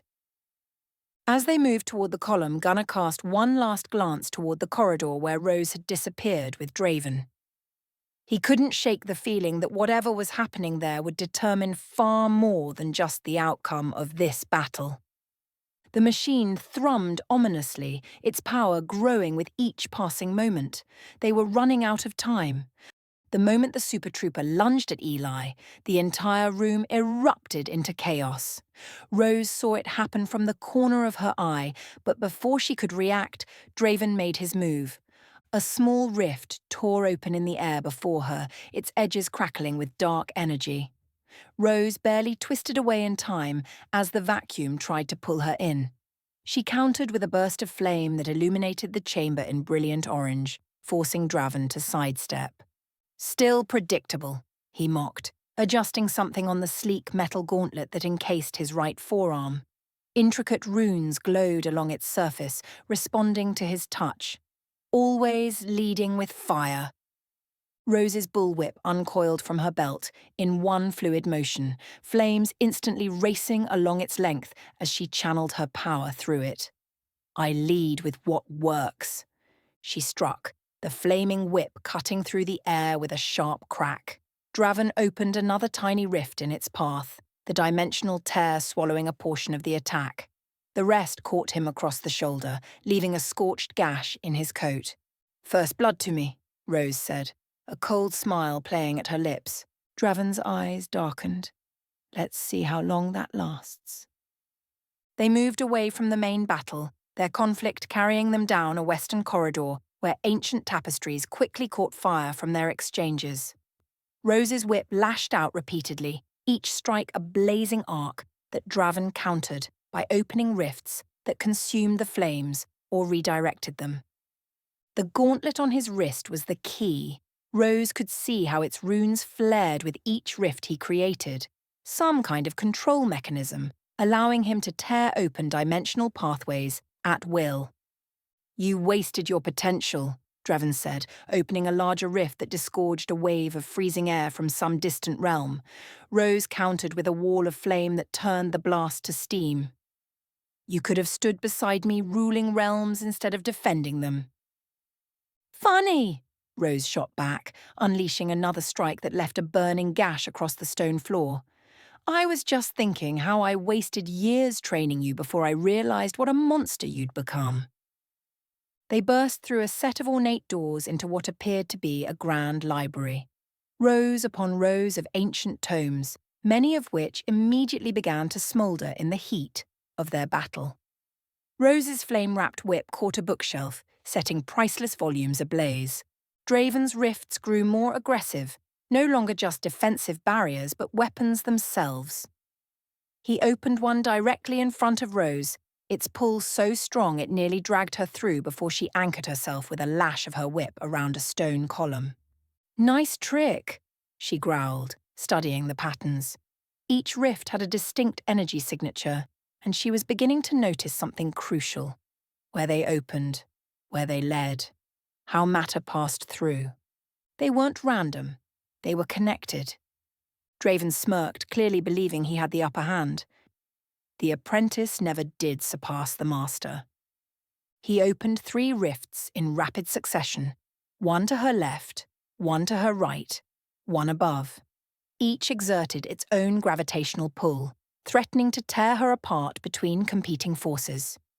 Rose channeled more power into her flames, creating a superheated barrier around herself that temporarily pushed back against the rift's pull.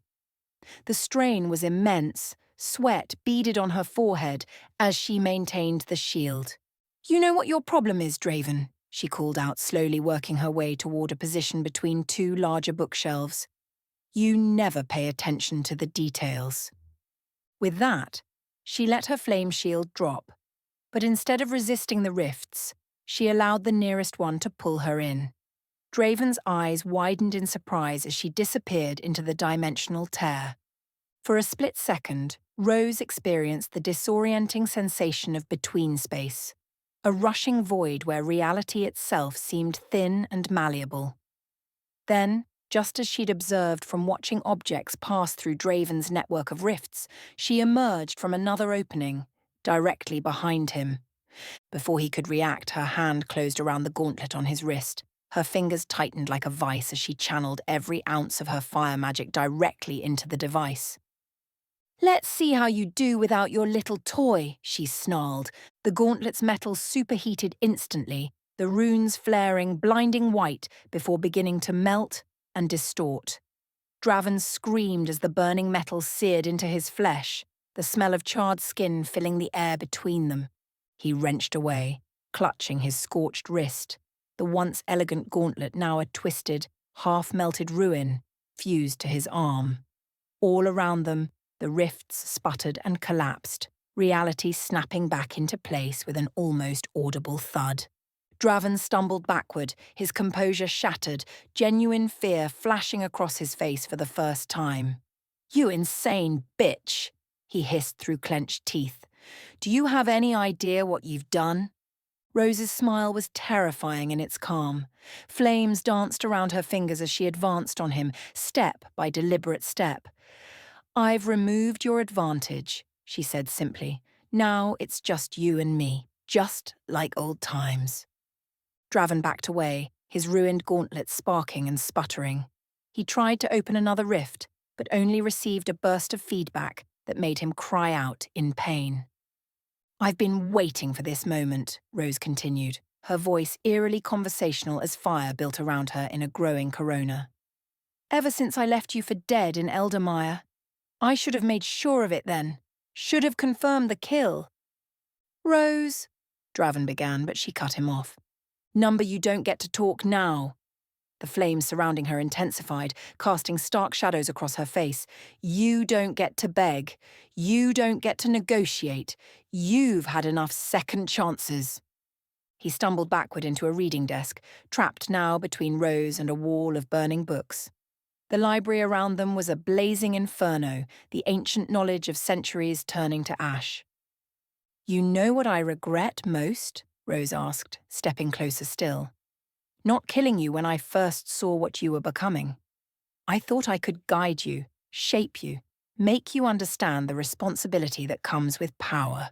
She shook her head, disgust evident in every line of her face. "What a waste of time." Draven's eyes darted around the room, searching for any escape. Finding none, he straightened, trying to reclaim some dignity despite his ruined arm. "You won't do it," he said, his voice strained but defiant. "You couldn't kill me before. You won't now." Rose's smile widened, flames reflecting in her eyes. "That's where you're wrong. I'm not the same person who walked away from you in Eldermire. I'm not weighed down by doubts anymore." The fire around her hands coalesced into a tight, concentrated ball of pure heat, its core white-hot. "This ends now, Draven. No more schemes, no more innocent lives ruined by your ambition, no more children turned into weapons." Understanding dawned in Draven's eyes. "Trinity told you," he said softly. "About the boy." "No," Rose replied, her expression hardening. "But you just did." The revelation only cemented her resolve. "A child? You and Trinity stole a child to further your plans." The fire in her hands flared brighter. "That's the final line, Draven. The one you don't come back from." Draven's expression shifted, a strange calm settling over his features. "You won't find him," he said, almost conversational now. "He's beyond your reach. And when he comes into his power, you'll understand what I've been building toward." "I understand enough." Rose took one final step forward. "Goodbye, Draven." She unleashed the concentrated fireball directly at his chest. There was no rift to swallow it this time, no dimensional escape. The blast engulfed him, his scream abruptly cut short as the superheated magic consumed him. When the flames cleared, there was nothing left but ash and the twisted, melted remains of his gauntlet. Rose stood still for a long moment, watching as the last embers died away. She had imagined this moment for years, the final confrontation, Draven's defeat. Yet she felt no triumph, No satisfaction. Only a hollow certainty that she had done what was necessary. The library continued to burn around her, ancient knowledge turning to smoke. Rose finally turned away from the ashes that had been her former teacher, her former enemy. There was still the machine to deal with. There was still a war to win. As she made her way back toward the machine room, flames still dancing at her fingertips, Rose couldn't shake the feeling that Draven's death wasn't the end of something, but the beginning. Whatever he and Trinity had set in motion with the Demon King's child, whatever they had been building toward, was still out there, still waiting. But that was a problem for tomorrow. Today they had a machine to destroy and a battle to finish. Rose stepped through the doorway back into the main chamber, her expression set in grim determination. "Draven's dead," she announced to the room. "Now let's end this." Rose strode back into the main chamber, the acrid scent of smoke and burned magic clinging to her like a second skin. Her eyes swept the room, assessing the situation in a glance. Eli injured but conscious under Alatheris's care, Shade wounded but standing. The two 5077th soldiers on guard, and Gunnar with Derren by the central control column of the machine. "Draven's dead," she announced, her voice carrying across the vast space. "Now let's end this." Gunnar turned at her voice, and Rose immediately noticed the deep gash along his ribs, blood steadily seeping through his torn gear. His face was drawn with exhaustion, but his eye remained sharp, focused. Derren saw it too, abandoning his position by the column to approach Gunnar. "Christ, you're leaking all over the place," he muttered, already reaching for a field dressing from his tactical vest. "Were you planning on mentioning this any time soon?" Gunnar didn't even flinch as Derren applied pressure to the wound. "Trinity got a lucky hit. It's nothing." "Yeah, sure, bleeding out is nothing," Derren retorted, securing the dressing with practiced efficiency. "Next, you'll be telling me that gaping hole in your side is just a flesh wound." Rose joined them by the central column, her gaze drawn to the pulsing energy that seemed to have intensified since their initial arrival. The machine's hum had deepened, vibrations now perceptible through the stone floor. "This thing is accelerating," she said, running her fingers above one of the conduits without touching it.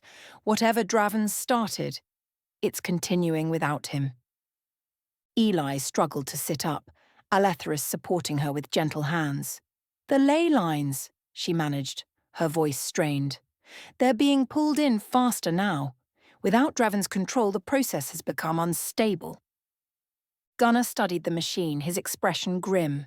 The energy flows were visibly more erratic, pulsing in unpredictable surges that sent tremors through the chamber. "Can we shut it down?" he asked, directing the question to both Rose and Eli. Rose shook her head. "Not without Eliana. This is beyond even what I understand. We're talking about fundamental forces being manipulated." Eli nodded weakly in agreement. "The machine is drawing power directly from the core ley lines now.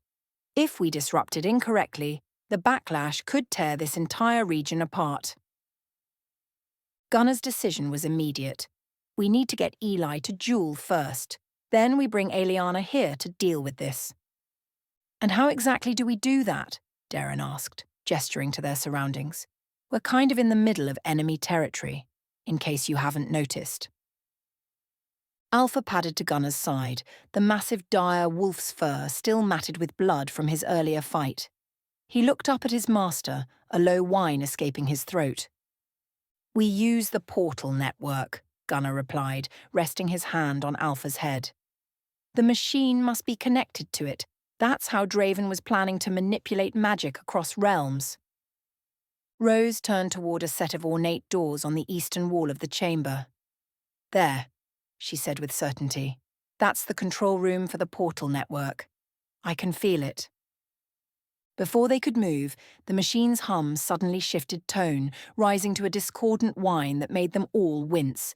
The energy conduits flared blindingly bright, power surging unchecked through the system. "That can't be good," Derren muttered. The chamber trembled, dust and small fragments of stone raining down from the ceiling. The central column began to pulse more rapidly, its glow intensifying to an almost unbearable brightness. "We need to move," Gunnar ordered. "Alatharis, get Eli to safety. Derren, help Shade. Rose, with me." As the team began to mobilize, a thunderous crash from outside the fortress shook the entire structure.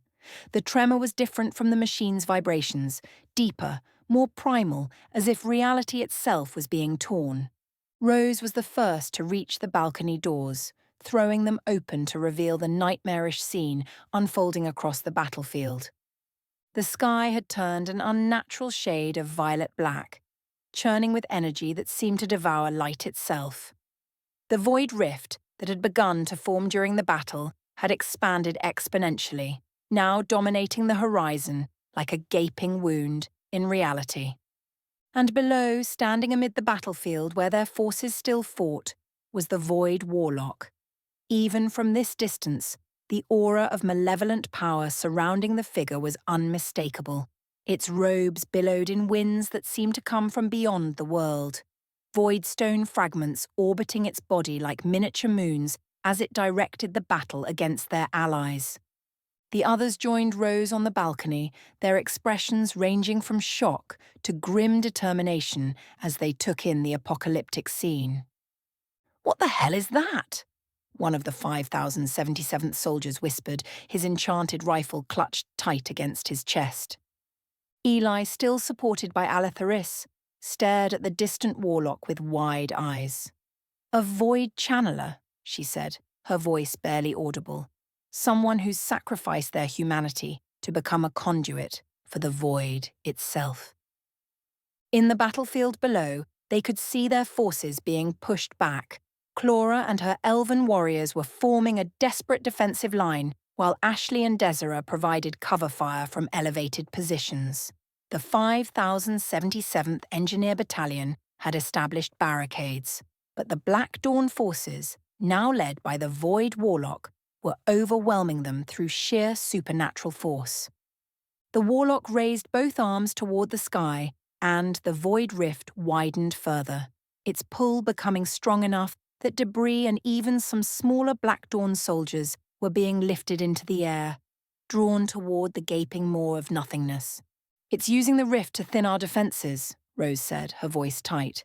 "It doesn't care if it sacrifices its own troops in the process." Gunnar's jaw clenched as he watched his people fighting for their lives. The machine and that warlock are connected somehow. The timing can't be coincidence. "The machine's in overdrive," Eli confirmed, wincing as she tried to stand straighter. "Something about that warlock's presence is accelerating the process. The ley lines are being drawn in faster now." Derren shook his head, watching as a section of their defensive line collapsed under a wave of darkness. "They're not going to hold much longer down there." Gunnar's expression hardened as he surveyed his team, wounded, exhausted, but still standing. "Then we've got no choice. We need Eliana here now to deal with the machine, and we need reinforcements on the battlefield." "And if they don't make it in time?" Derren asked, the question hanging heavy in the air. Gunnar didn't answer immediately, his gaze fixed on the distant figure of the Void Warlock as it systematically dismantled their defences. When he finally spoke, his voice was steady with resolve. "Then we make our stand here, together." Below, the Void Warlock turned slowly, its faceless helm seeming to find them despite the distance.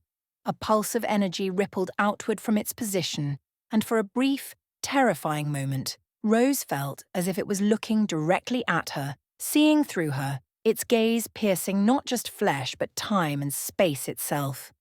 The breaking point had been reached. Blood and ash stained the once pristine armor of the two Guardians as they fought side by side against the relentless Black Dawn forces. Eliana's silver blade flashed in deadly arcs, while Myelorian maintained a protective barrier around them, his staff channeling arcane energy to keep the advancing troops at bay. But they were losing ground.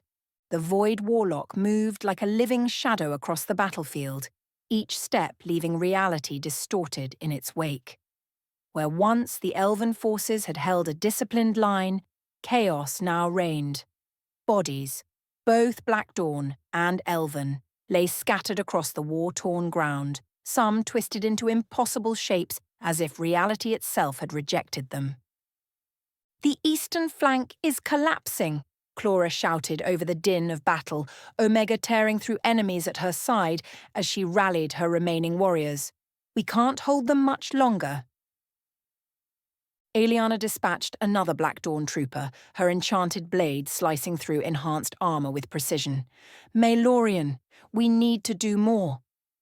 The High Guardian's face remained tense with concentration as he maintained his spell work, sweat beading on his brow from the sustained effort. For centuries he had been the voice of caution on the Guardian Council, advocating diplomacy over direct intervention. Now, that philosophy was crumbling before his eyes. "The magic isn't holding," he acknowledged, his barrier flickering as another wave of void energy washed over it. "The Warlock is countering every spell I cast." Below them, the Void Warlock raised both arms and reality buckled. A wave of anti-magic surged outward, striking an elven position. The warriors there cried out as their enchanted weapons dimmed, their magical defences failing. Black Dawn troops poured into the gap, cutting down the defenceless elves with ruthless efficiency. "Our magic is being negated," Maelorian said grimly, his ancient eyes narrowing as his barrier finally shattered. "The Warlock is creating dead zones, where our power cannot reach." Aeliana spun to face him, her armor splattered with the blood of fallen enemies. "Then perhaps magic isn't the answer." A young elven messenger sprinted toward them, his armor scorched and bloodied.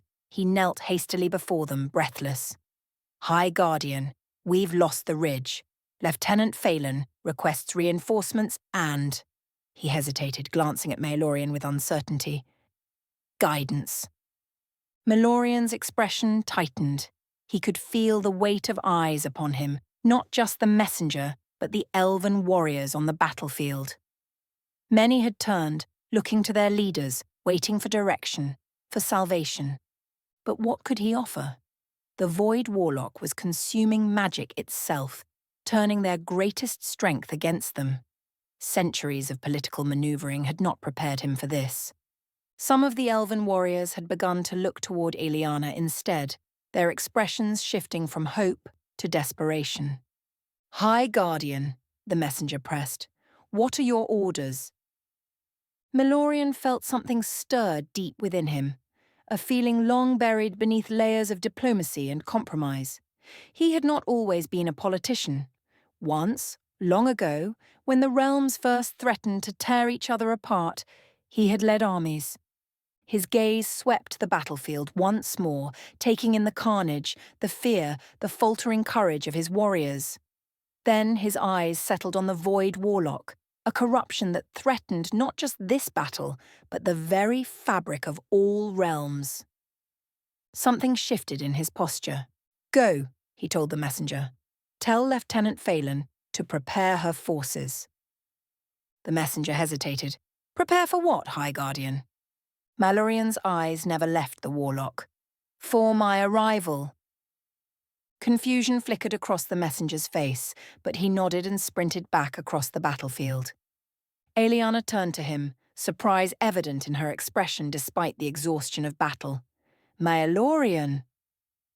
Without answering, Maelorian reached behind his back, his hand closing around a hilt that had not been drawn in centuries. The sound of metal against scabbard rang out as he unsheathed an ancient great blade, its edge gleaming with runes that predated the Guardian Council itself. The elven warriors nearest them faltered in their retreat, turning at the sound. Whispers spread through their ranks like wildfire. "Is that the blade of First Light? I thought it was just a legend." Aeliana's eyes widened. "You brought the first blade to battle? I thought it was sealed in the Guardian Vault?" Maelorian's expression was grim.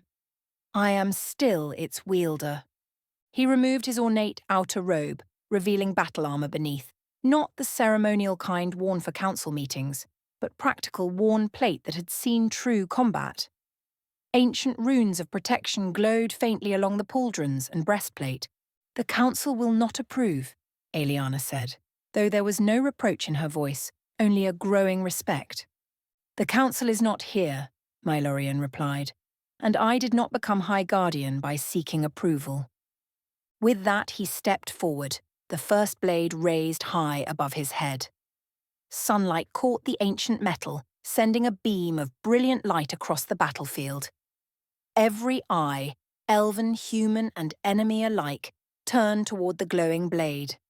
For a moment, even the Void Warlock paused, its faceless helm tilting upward. Then, Mylorion's voice thundered across the battlefield, amplified by magic that seemed to bypass the Warlock's dead zones. "Enough!" The single word reverberated with authority that had not been heard in an age. The elven warriors straightened, their eyes locked on their High Guardian. Mylorian continued, each word cutting through the chaos. "Warriors of Alfheim, remember who you are, remember what we stand for. We are the guardians of balance, the protectors of all realms. Today we fight not just for ourselves, but for the future of all worlds." The ground trembled beneath his feet as he advanced. Around him, reality itself seemed to stabilize, the Void Warlock's corruption momentarily pushed back by his presence. The elven warriors stared in shock, seeing not the political figurehead they had come to know, but the legendary warrior of old, Mylorian, the Blade Singer, hero of the First War of Realms. Aeliana stood transfixed, watching as centuries of carefully cultivated restraint fell away from her fellow guardian. This was the Mylorian of legend, the warrior who had forged the first alliances between realms when all seemed lost.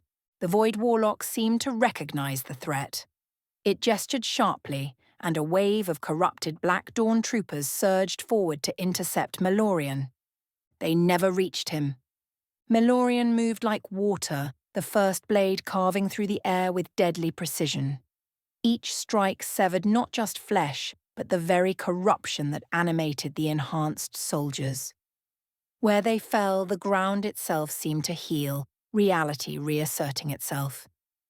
An elven warrior let out a battle cry, then another and another, until the sound swelled into a roar that matched Mylorion's own. "For Alfheim! For the High Guardian!" Clara, witnessing the transformation, seized the moment.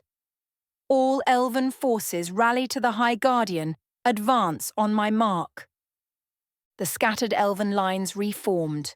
Courage rekindled as they witnessed Mylorian cutting a path directly toward the Void Warlock. The retreating forces turned, weapons raised, and charged back into the fray. Aeliana fought her way to Mylorian's side, her own enchanted blade gleaming with renewed purpose. As she reached him, she called out to the 5,077th Engineers and the pack members. "Focus your fire on the standard troops, leave the Warlock to the Guardians." Ashley, bloodied but unbowed, swung her M240B into position, Beta growling fiercely at her side. "You heard her. Suppressing fire." Desera, from her elevated position, chambered another round in her sniper rifle. "Roger that. Targeting officers." The battlefield surged with renewed vigor as Mylorian and Aeliana carved their way toward the Void Warlock. Black Dawn troops fell before them like wheat before a scythe, the first blade singing its ancient song of war. The Void Warlock, realizing the momentum had shifted, finally turned its full attention to the approaching Guardians. It raised both hands, channeling a torrent of corrupted energy directly at them. The spell struck a barrier of pure light that materialized around them, Aeliana's magic, reinforcing their advance. The Warlock's attack dispersed, but the anti-magic field surrounding it intensified. "Magic won't penetrate that barrier," Aeliana called. "It feeds on arcane energy." Mylorian didn't hesitate. He deactivated the enchantments on the first blade, reducing it to simple forged steel. Against a being of pure magic, sometimes the oldest weapons were the most effective.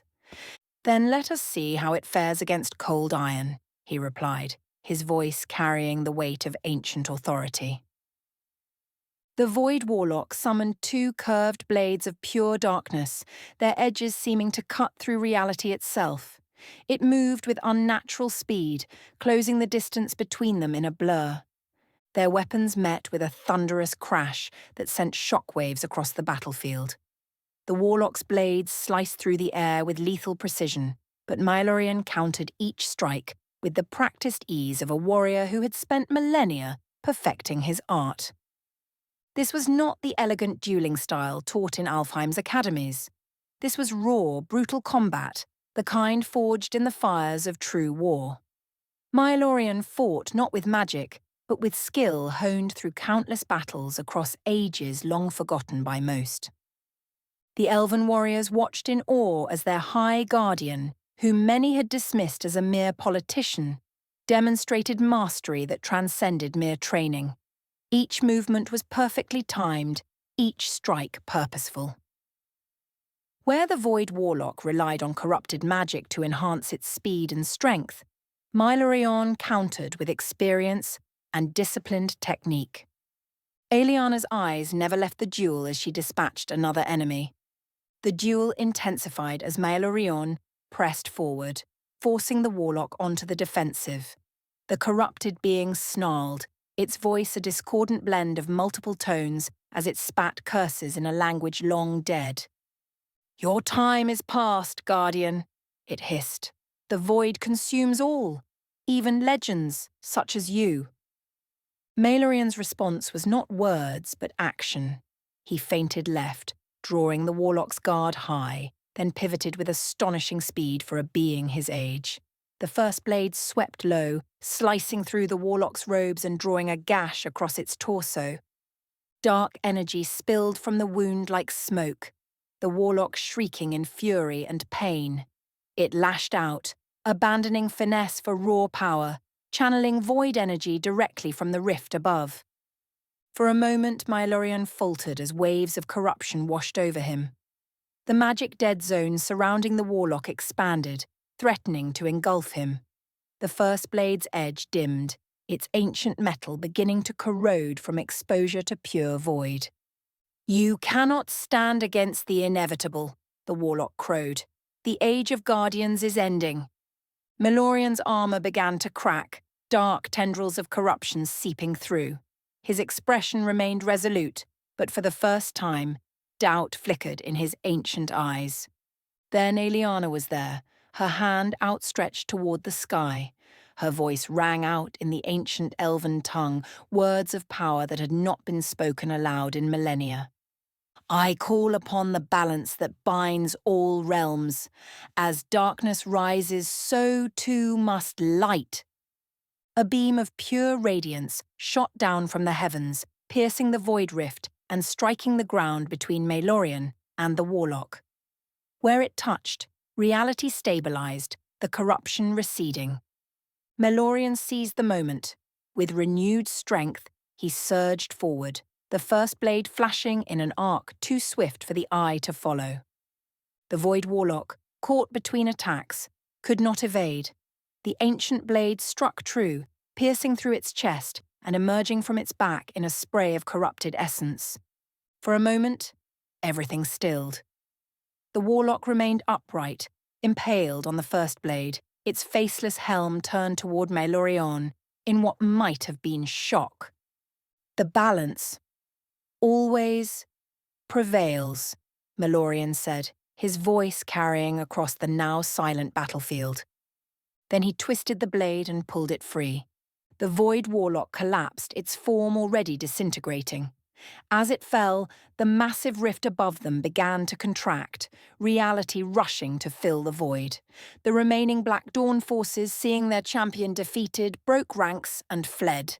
Mylorian stood over the Warlock's remains, the first blade dripping with corruption that sizzled as it struck the ground.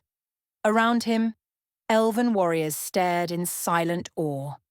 Then, one by one, they knelt, not in supplication but in respect. Even the human soldiers of the 5077th followed suit, recognizing the magnitude of what they had witnessed. Clara approached, Omega at her side and knelt before him. "High Guardian," she said, her voice filled with newfound reverence. "Alfheim stands with you." Melorion looked out over the kneeling warriors, his expression solemn. When he spoke, his voice carried not just authority but something deeper, the weight of true leadership. "Rise," he commanded. "We are not finished yet. The darkness still spreads, and we must be ready." As the elven forces rose, their posture had changed. Gone was the hesitation, the doubt. In its place stood determination and loyalty, not to a political figure, but to a warrior who had proven himself worthy of following into the darkest battle. Aeliana approached him, her expression a complex mix of pride and concern. "The council will have much to say about this," she said quietly. Melorion's lips curved into a grim smile as he sheathed the first blade. "Let them speak. I have remembered what they have forgotten." He turned to look at the fortress where Gunnar and the others still fought. "That sometimes, to maintain balance, one must first tip the scales." The legend of Maelorion the warrior had been reborn on the battlefield that day, and with it, the future of Alfheim and all realms had shifted. The fortress interior trembled, dust cascading from ancient stonework as the machine's power surged through the complex network of conduits. Gunnar, Rose, and their remaining team members stood on the balcony, watching the apocalyptic scene unfold across the battlefield. Derren stumbled against the railing, bracing himself as another tremor shook the structure. "The whole place is coming apart." His gaze shifted to Eli, still barely conscious in Alatheris's arms. "We need to get out of here." Rose turned from the battlefield, her eyes narrowed in concentration as she studied the pulsing energy flows throughout the chamber. "No, it's worse than that. The machine isn't just failing, it's destabilizing the entire region." She moved toward the central column, carefully running her hands above the glowing conduits without touching them. "If it continues like this, it'll create a cascade failure through all the connected ley lines." "In English, please," one of the 5,077th soldiers called out, his enchanted rifle clutched tightly against his chest. "It means," Gunnar said grimly, "that we're looking at something worse than Eldamire. This collapse won't just destroy the fortress. It could tear apart the fabric between realms for miles." Derren cursed under his breath. So much for blowing it up and going home. Rose shook her head, watching as another surge of power caused the conduits to flare blindingly bright. "This is beyond anything I've seen. Draven built failsafes into the system, countermeasures to prevent anyone else from controlling it. Without him," she gestured to the increasingly erratic energy patterns, "it's spiraling toward critical failure." Gunnar's cybernetic hand flexed as he made his decision. "We need Aeliana. She's the only one with the knowledge and power to safely shut this down."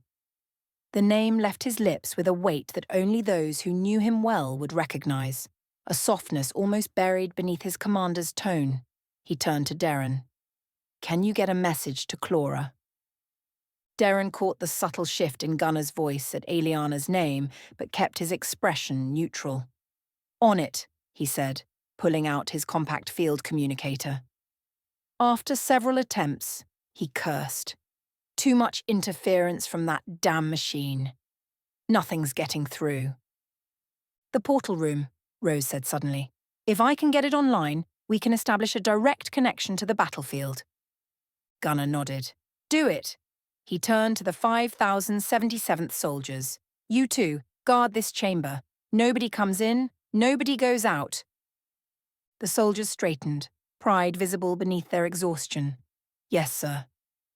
"Alatheris, get Eli somewhere stable," Gunnar continued. "Keep her conscious if you can. We may need her expertise." The elf nodded gravely. "I'll do what I can." Derren and Rose followed Gunnar toward the massive ornate doors leading to the eastern chamber. As they approached, the power conduits running along the walls pulsed with increasing urgency, the machine's desperate rhythm accelerating. "If that thing goes critical while we're still here," Derren began. "It won't," Gunnar cut him off. his voice leaving no room for doubt. Not if we move fast. The portal chamber beyond the doors was a marvel of ancient architecture combined with cutting-edge magical technology. Circular platforms lined the edges of the room, each connected to the central control nexus by conduits similar to those in the main chamber. Runes etched into the floor and walls glowed with arcane power, their patterns shifting and flowing like liquid. Rose immediately moved to the console, her fingers dancing across its surface with practiced precision. It's similar to the designs I saw in Eldermire, but more advanced. Draven incorporated elements from multiple realms. Derren kept his shotgun ready, watching the doorway as she worked. Can you get it running? I think so. Rose's brow furrowed in concentration. The system's in lockdown, but there are back doors. Her fingers moved faster, manipulating symbols and patterns on the console's surface. If I can just... The console flared to life, energy surging through the chamber as one of the portal platforms began to hum. Runes along its circumference illuminated one by one, forming a complete circuit that pulsed with growing intensity. I've got it, Rose said, a hint of triumph in her voice. Limited connection, but it should be enough to reach the battlefield. Gunnar stepped forward. Can you target Clara specifically? Rose nodded, adjusting the controls. The system has targeting protocols. If she's wearing her standard pack gear, I can lock onto the enchantment signature. The portal's energy coalesced, forming a shimmering window rather than a full gateway. Through it, they could see the chaotic battlefield, smoke and magical discharges filling the air, the distant figures of combatants moving through the haze. Focusing now, Rose muttered, her hands making minute adjustments to the controls. The image shifted, zooming through the battlefield until it centered on Clara. The Pack Alpha was directing her remaining forces from behind a half-demolished stone wall, Omega at her side, her armor scorched and bloodied from hours of combat. Derren leaned forward. Can she hear us? Yes, but this is one way, Rose replied. We can send a message, but nothing can pass through this portal in either direction. Gunnar stepped up to the shimmering window. Clara, he called, his voice steady despite the urgency of their situation. We've secured the fortress, but we've encountered something complicated. On the other side of the portal, Clara's head snapped up, her eyes widening as she spotted the floating window with Gunnar's face. There's a machine here. Some kind of amplifier for the corruption, Gunnar continued. It's drawing power from something beneath the fortress, connected to those energy lines Rose mentioned. He paused, watching as Clara signalled to one of her lieutenants to continue directing the defence, while she focused on his message. We need Aeliana here, Gunnar said, his voice softening almost imperceptibly as he spoke her name. Only Derren, standing close enough, noticed the subtle change in his Alpha's tone. Her knowledge of ancient artifacts might be our only chance to shut this down before Black Dawn can use it again. The Eli and Rose are saying there's portal technology involved, something similar to what she described from the Shadow Market incident. Gunnar hesitated, choosing his next words carefully. Something more personal flickered in his eye. A message meant for Aeliana alone, conveyed through Clara. Rose adjusted the controls, stabilizing the connection as another tremor shook the fortress. We don't have long, she warned. The system's becoming increasingly unstable. Clara nodded sharply on the other side of the portal, saying something they couldn't hear. She gestured to one of her elven warriors, issuing commands with quick hand motions. Then she looked back at Gunnar, and something in her expression shifted. A silent acknowledgement between alphas who understood more than was being said aloud. One more thing, Gunnar added. Trinity escaped with Andolyn. They're working together now, and they mentioned something about the Demon King's son. We need to... The portal flickered violently as another surge of energy coursed through the fortress. The image of Clara distorted, breaking apart into fragments of light before collapsing entirely. Connection lost, Rose reported, her fingers flying across the console as she tried to re-establish the link. The system's rejecting any new connections. We got the message through, but that's it. Gunnar exhaled sharply, his cybernetic hand clenching. It'll have to be enough. His gaze lingered on the space where the portal had been, a weight of unspoken emotion behind his words. Eliana will come. She always does. Derren caught Gunnar's eye, a rare moment of sincerity passing between them. Yeah, she will. Especially for you. Gunnar didn't respond, but the slight tension in his jaw said enough. The fortress shuddered again, more violently this time. Cracks began to appear in the ancient stonework, dust and small fragments raining down from the ceiling. I hate to break up this touching moment, Rose said, abandoning the console and moving quickly toward the door. But we need to get back to the main chamber. If Eliana's coming, that's where she'll appear. As they hurried back through the corridors, the fortress's deterioration accelerated. Larger chunks of stone began falling from archways and ceiling supports, forcing them to dodge and weave through increasingly dangerous passages. "This whole place is coming down!" Derren shouted as they barely avoided a collapsing support beam. They burst back into the main chamber to find Alathares, struggling to maintain a protective barrier around Eli as pieces of the ceiling crashed down around them. The two 5077th soldiers had taken cover behind a partially collapsed column, occasionally firing at shadows moving in the upper balconies, Black Dawn stragglers still hunting for targets despite the fortress's imminent collapse. "Report!" Gunnar called out, moving quickly to Alathares' side. "The machine's energy is affecting the entire structure," the elf replied, strain evident in his voice as he maintained his protective spell. "And we're not alone. Black Dawn reinforcements arrived through a secondary entrance. We've been holding them off, but they keep coming." Rose turned toward the central column, where the machine's energy had reached a fever pitch. The conduits were now pulsing with blinding light, the hum having escalated to a piercing whine that set teeth on edge. "It's approaching critical threshold," she warned. "Once it crosses that line, there's no stopping the cascade."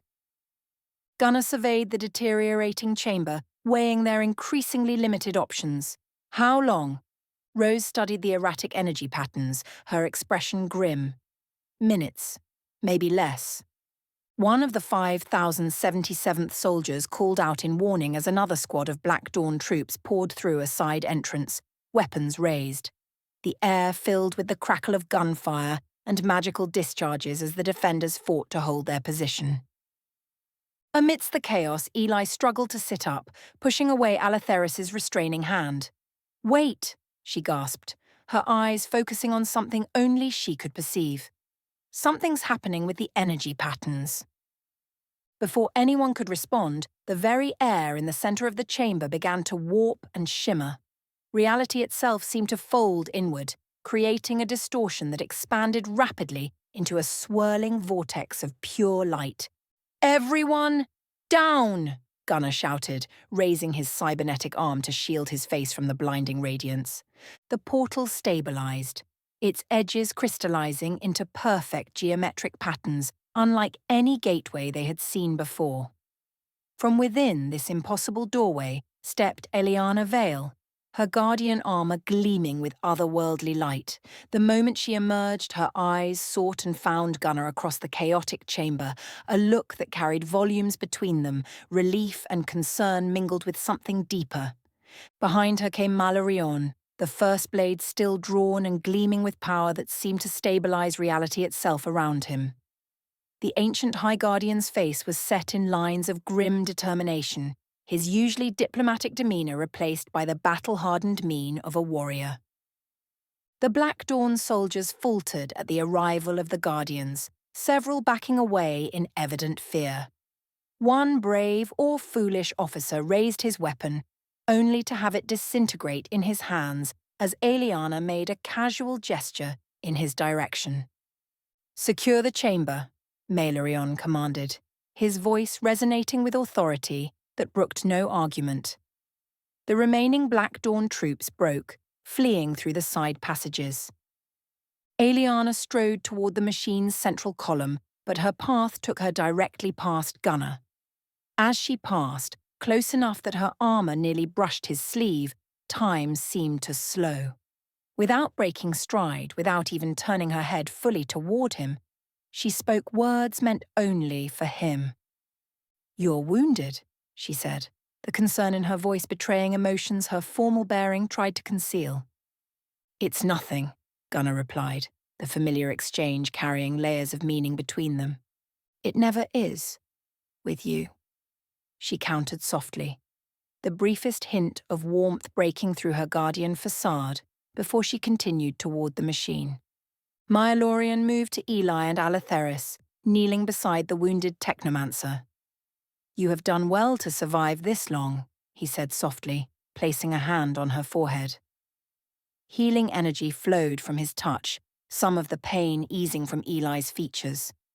Gunnar followed Eliana to the machine, careful to maintain a professional distance despite the instinct to stand closer. "Can you shut it down?" Eliana's hands were already moving in complex patterns above the control interfaces, her fingers leaving trails of luminous energy that seemed to interact with the machine's own power. "This is Draven's work," she observed, her focus unwavering, but he incorporated elements from my own research, distorted, corrupted, but recognizable. "Is that good news or bad news?" Derren asked, lowering his shotgun slightly. "It means I understand what we're facing," Eliana replied. "This machine was designed to redirect and control the flow of ley lines, to grant whoever commanded it power over the fundamental magic that connects all realms." She gestured to Maelorion, who joined her at the console. "The corruption is deep, but the underlying principles remain sound. We can recalibrate the flow, guide the energy back to its natural patterns." Rose stepped forward, careful not to interrupt their work. "The system's in cascade failure. If it reaches critical threshold..." "I'm aware of the consequences, Rose," Eliana said, her voice gentler than her words might suggest. "Maelorion and I will need to work quickly, and we'll need your help." Rose blinked in surprise. "My help?" "Yes." Eliana finally looked away from the console, meeting Rose's gaze directly. "You've touched this type of magic before, during the Shadow Market incident. Your experience with the crystal fusion gives you a unique perspective that we need." Understanding dawned in Rose's eyes. "You want me to help redirect the energy flow?" Eliana nodded. "Maelorion and I will stabilize the primary conduits, but we need someone who can sense the dissonance patterns to guide the recalibration process." Rose hesitated only briefly before stepping up to the console. "Tell me what to do." As they worked, the fortress continued to deteriorate around them. Larger sections of ceiling collapsed, forcing Derren and the 5,077th soldiers to constantly shift positions to avoid being crushed. Alatheris maintained his protective barrier around Eli, though the strain was clearly taking its toll. Gunnar positioned himself near Eliana, silently intercepting falling debris that threatened her workspace. No words passed between them, none were needed. Each anticipated the other's movements, working in a synchronicity that spoke of a connection deeper than mere battlefield cooperation. When a particularly large piece of the ceiling broke loose directly above Eliana, Gunnar moved without hesitation, his cybernetic arm shattering the stone before it could strike her. She didn't look up or acknowledge the save, but the subtle nod she gave was enough, a private language developed over years of unspoken understanding. Minutes stretched like hours as the three worked to reverse the cascade failure. Sweat beaded on Rose's forehead as she channeled her unique awareness of the energy patterns, guiding Eliana and Maelorion through the complex recalibration process. "There," she said finally, her voice strained from the effort. "That's the last harmonic convergence point." Eliana nodded, her hands making one final adjustment to the controls. "Maelorion, now." The High Guardian raised the first blade, its ancient metal gleaming with power as he touched it to the central column. For a moment, the entire machine seemed to freeze, the erratic energy patterns stilling into perfect crystalline order. Then, slowly, the blinding light began to recede. The piercing whine faded to a gentle hum, then to silence.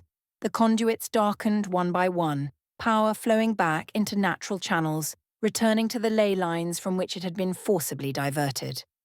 Aeliana stepped back from the console, the rigid formality of her guardian bearing softening slightly as exhaustion caught up with her. Almost imperceptibly, she swayed. And Gunnar was there, his hand at her elbow, steadying her without making it obvious to others that she needed support.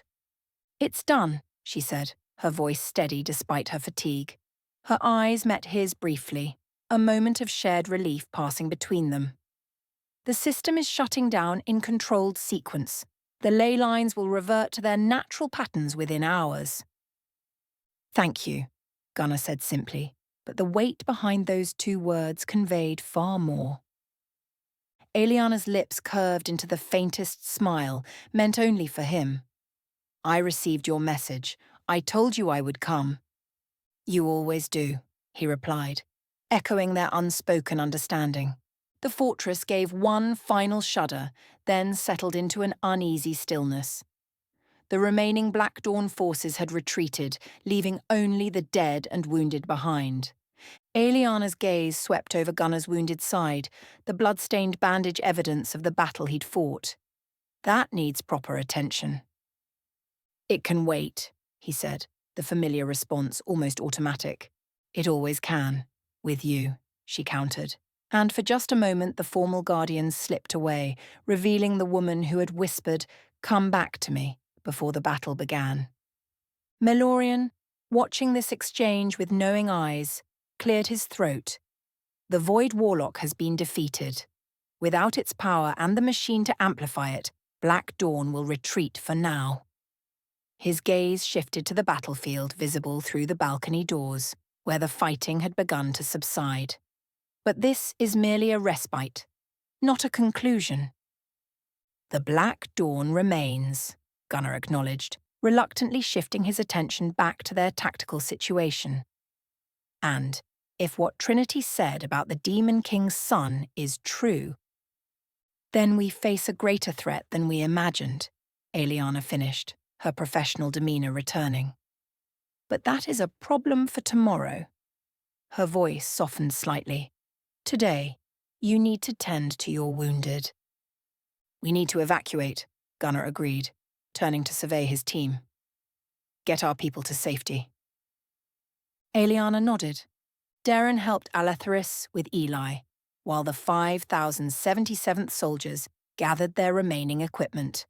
Rose cast one final glance at the darkened machine before moving. "You should go with them," Aeliana said to Gunnar, her voice low enough that only he could hear. "Your people need their leader." "And what about you?" he asked, equally quiet. "Melorian and I will return once your people are safe." Her eyes met his, a silent communication passing between them. "We have much to discuss, you and I, but now is not the time." Gunnar nodded, understanding the words she wasn't saying. "When this is over—" "Yes," she interrupted gently, "when this is over." The promise hung between them, unspoken but understood. Another moment delayed, another conversation postponed, but not forgotten. Gunnar was the last to leave, pausing at the threshold.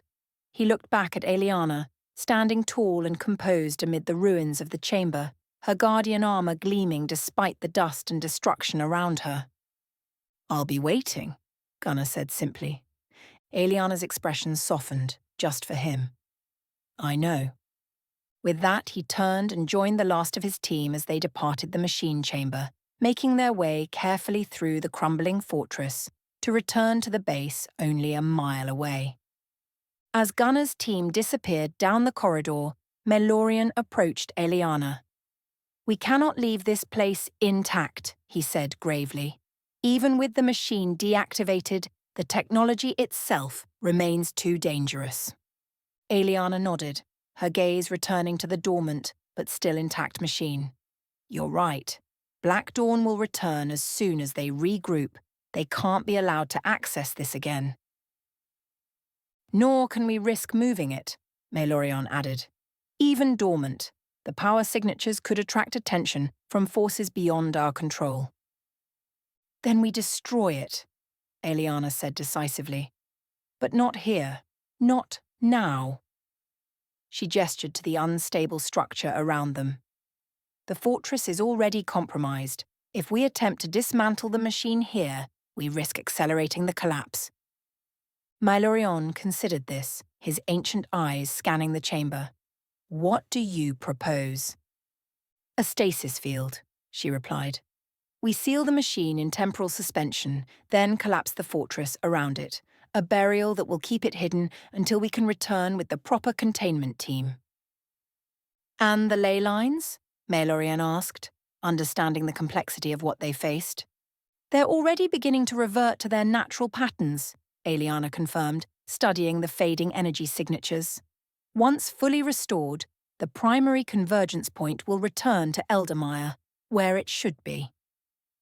Understanding dawned in Maelorion's eyes. Where the pack has established their base. Not by coincidence, Aeliana replied. Gunnar has always had an instinct for power, even when he doesn't recognize it himself. He chose Eldermire because it felt right, not knowing it was once the natural center of the ley-line network. Maelorion nodded slowly. Then perhaps fate has played a greater hand in these events than even I suspected. He unsheathed the first blade once more. Let us proceed. The stasis field will require both our strengths. Together, the Guardians began the intricate ritual that would seal the machine away. Their combined magic flowed in complex patterns, weaving a temporal barrier that would keep the technology frozen in time, neither active nor truly inactive, but suspended between states. As the stasis field solidified around the central column, Aeliana's thoughts briefly turned to Gunnar and the others making their way back to base. The return of the ley lines to their natural configuration would bring new power to the Pack's headquarters in Eldermire, power they might soon need against whatever Black Dawn was planning with the Demon King's son. It is done, Maelorion said finally, the stasis field now a shimmering dome encasing the entire machine. Now for the burial. With a series of precise gestures, he directed the first blade's power toward the fortress's key structural supports. Stone groaned against stone as the ancient supports began to give way in a controlled demolition. We should leave, Aeliana said, already moving toward the main exit. The collapse has begun. They made their way swiftly through the crumbling fortress, navigating fallen debris and unstable corridors until they emerged into the open air. Behind them, the ancient structure began its final descent into ruin, burying Draven's machine beneath tons of rock and debris. The stasis field would ensure it remained untouched until they could return with the resources to properly destroy it. From their vantage point on a ridge outside the fortress, they could see the Pack's temporary base in the near distance, barely a mile away across the Eldermire landscape. Already the returning ley lines were making their presence known, the air itself seeming to shimmer with renewed magical energy. They will feel it soon, Maelorion observed, looking toward the base. The power returning to this place, it will strengthen them, but it may also attract attention. Then we'll need to help them prepare, Aeliana replied, her gaze fixed on the compound where she knew Gunnar was tending to his wounded. The convergence of the ley lines at Eldermire is both advantage and risk, one they need to understand. As they walked toward the base, Aeliana could already sense the changes taking place. The natural order was reasserting itself, the balance of magic returning to its proper configuration. Eldermire was reclaiming its ancient birthright as a nexus of power. And with that power came responsibility and danger. Black Dawn would eventually realize what had happened. Ultranacious would sense the shift in the magical landscape. The Demon King's son, wherever he was being hidden, might feel the pull of the converging ley lines. The battle was over, but the war was entering a new phase, and as Eldamire awakened to its true nature, the pack would need to adapt once more. Aeliana quickened her pace slightly. Gunnar needed to know what was coming. They had much to discuss, indeed, about machines and magic, about demons and duty, and perhaps finally about themselves. The thunderous roar of the fortress's collapse echoed across the Eldamire landscape. Inside the bunker, Gunnar paused at the sound, his cybernetic hand resting on the makeshift command table as dust fell from the ceiling. The ground trembled slightly beneath their feet, a final death knell for Draven's stronghold. "That'll be Aeliana and Maelorion," Derren said, looking up from where he was helping organize ammunition counts. "Making sure nobody gets their hands on that machine." Gunnar nodded, his expression unreadable as he studied the tactical display. "Smart move." The bunker had transformed into an improvised field hospital, every available space filled with the wounded. The air was thick with the metallic scent of blood, antiseptic, and the distinctive ozone smell of healing magic. Jewel moved through the chaos with practiced efficiency, her voice rising above the groans of the injured and the urgent calls of her assistants. "I need more plasma replacers over here. Rodriguez is stabilized. Move him to the evacuation area." The combat lifesavers from the 5077th worked alongside her, their military training seamlessly adapting to the supernatural injuries they faced. One soldier monitored an elf with energy, burns across his chest, carefully applying the enchanted salve Jewel had provided. "This one's ready for transport," the medic called out, stepping back as two elven healers approached with a stretcher. Near the back wall, a shimmering portal stood open, a direct line to Alfheim's healing chambers.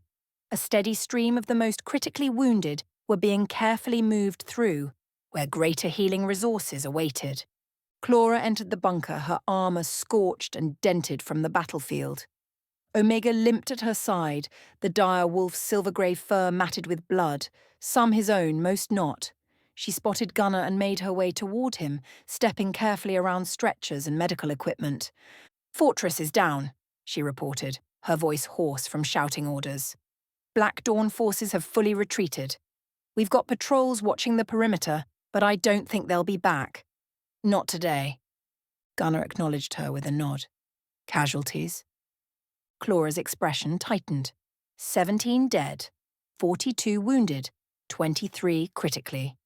"We two from the 5077th. She paused, glancing toward the medical area where Ashley was sitting beside a seriously wounded Beta, her hand never leaving the dire wolf's thick fur.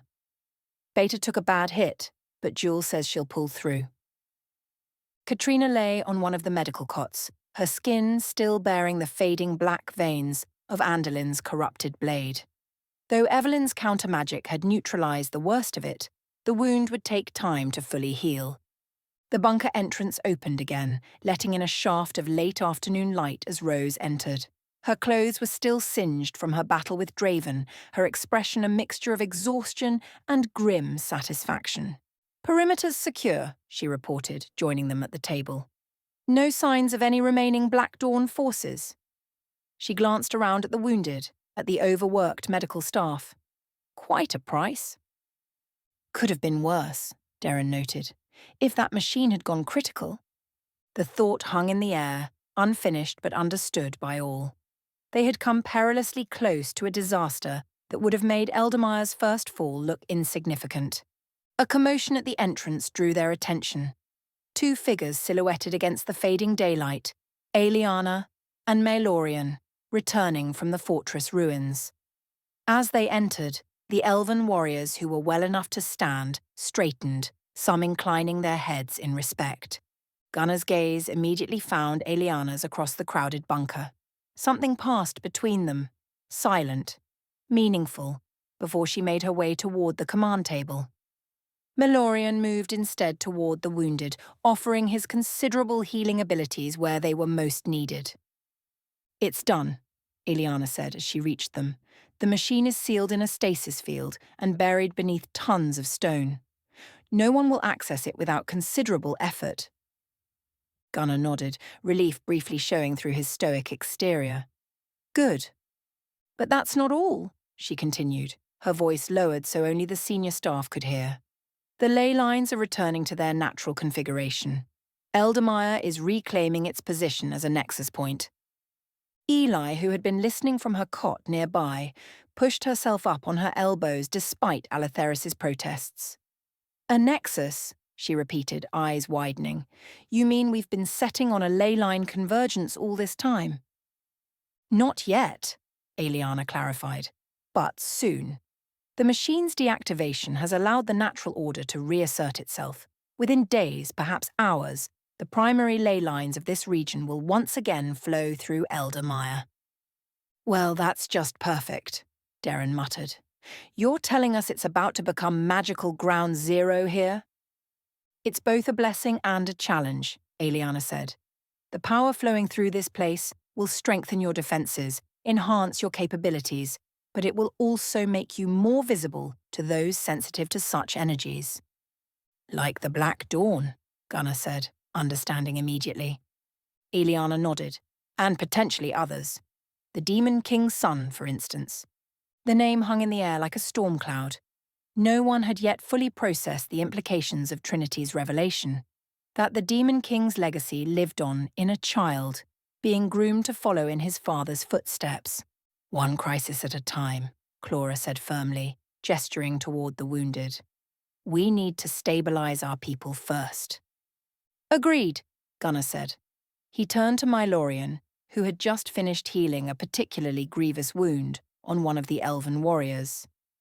We need to evacuate the critically wounded. Jewel approached, wiping blood from her hands with a towel.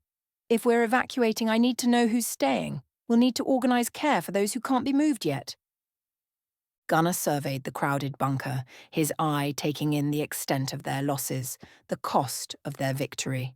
Rose, Derren, Clara, I need you to coordinate with what's left of our forces. Set up a security perimeter. Organize shifts. No one rests until we're certain the area is secure. They nodded, already moving to carry out his orders. Eli, he continued, looking toward the injured technomancer. Once you're able, I need you and Alatheris to start monitoring these ley line changes. Set up detection equipment, figure out what we're dealing with. On it, Eli replied, already reaching for her equipment despite her injuries. Alatheris sighed but helped her, knowing better than to argue. The bunker continued its organized chaos, wounded being treated, forces being reorganized, the aftermath of battle slowly giving way to recovery. Through it all, Gunnar maintained his calm command, directing, deciding, leading, just as Eliana had asked him to do. As the evening drew in, the rush gradually slowed. The most critical cases had been evacuated to Alfheim, the perimeter secured, the immediate danger past. The bunker quieted, the frantic energy of battle's aftermath replaced by the heavy exhaustion of survivors. Gunnar found himself on the small observation platform that had been built atop the bunker. From here, he could see the distant pile of rubble that had once been Draven's fortress, now just another ruin in the scarred landscape of Eldermire. The setting sun cast long shadows across the battlefield, painting everything in shades of gold and crimson. He heard footsteps behind him, light, familiar. He didn't turn. You should be resting, Eliana said, coming to stand beside him at the railing. So should you, he replied, the ghost of a smile touching his lips. They stood in companionable silence for a moment, watching as the sun sank lower on the horizon. The day's events weighed heavily on both of them, yet in this moment, there was a strange peace. I meant what I said earlier, Eliana finally spoke, her voice softer than usual, about commanding, not just fighting. Gunnar nodded slowly. I know. You led them well today, she continued. You kept them alive when many would have fallen. Not all of them, he said, the memory of their losses still fresh. No, she acknowledged, not all. But that's the burden of command, isn't it? knowing that even your best won't save everyone. They fell silent again, the weight of those words settling between them. Below, the bunker continued its quiet activity, lights coming on as darkness fell. From this distance, the wounded were invisible, the chaos contained, the cost hidden. "What happens now?" Gunnar asked after a while, his gaze still fixed on the horizon. "Now," Eliana said, "we prepare. The ley lines will bring change, opportunities and challenges both. And whatever Trinity and Andolyn are planning with the Demon King's son," she left the thought unfinished. "One battle at a time," Gunnar murmured, echoing Claura's earlier sentiment. "Yes." Eliana turned slightly toward him, studying his profile in the fading light. But not alone. The simple statement hung in the air between them, carrying more meaning than its 3 words might suggest. Gunnar finally turned to face her, his expressions softening in a way few ever witnessed.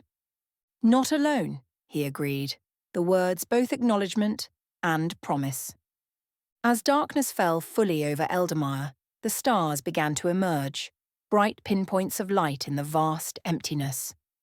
Below them, the pack continued their work, tending the wounded, securing their base, surviving as they always had. The fortress was gone, the machines sealed away, the immediate threat neutralized. But as both Gunnar and Eliana knew, this was merely a respite, not an ending. Somewhere out there, Trinity and Andolyn were regrouping. Somewhere, the Demon King's son was growing stronger. And with the ley lines returning to Eldamire, new powers and new dangers would soon emerge. Tomorrow would bring fresh challenges. Tonight, in this brief moment of quiet, was time enough to breathe, to heal, to prepare for whatever came next. And for once, neither Gunnar nor Eliana felt the need to rush back to their duties. For now, standing together under the stars, this moment was enough.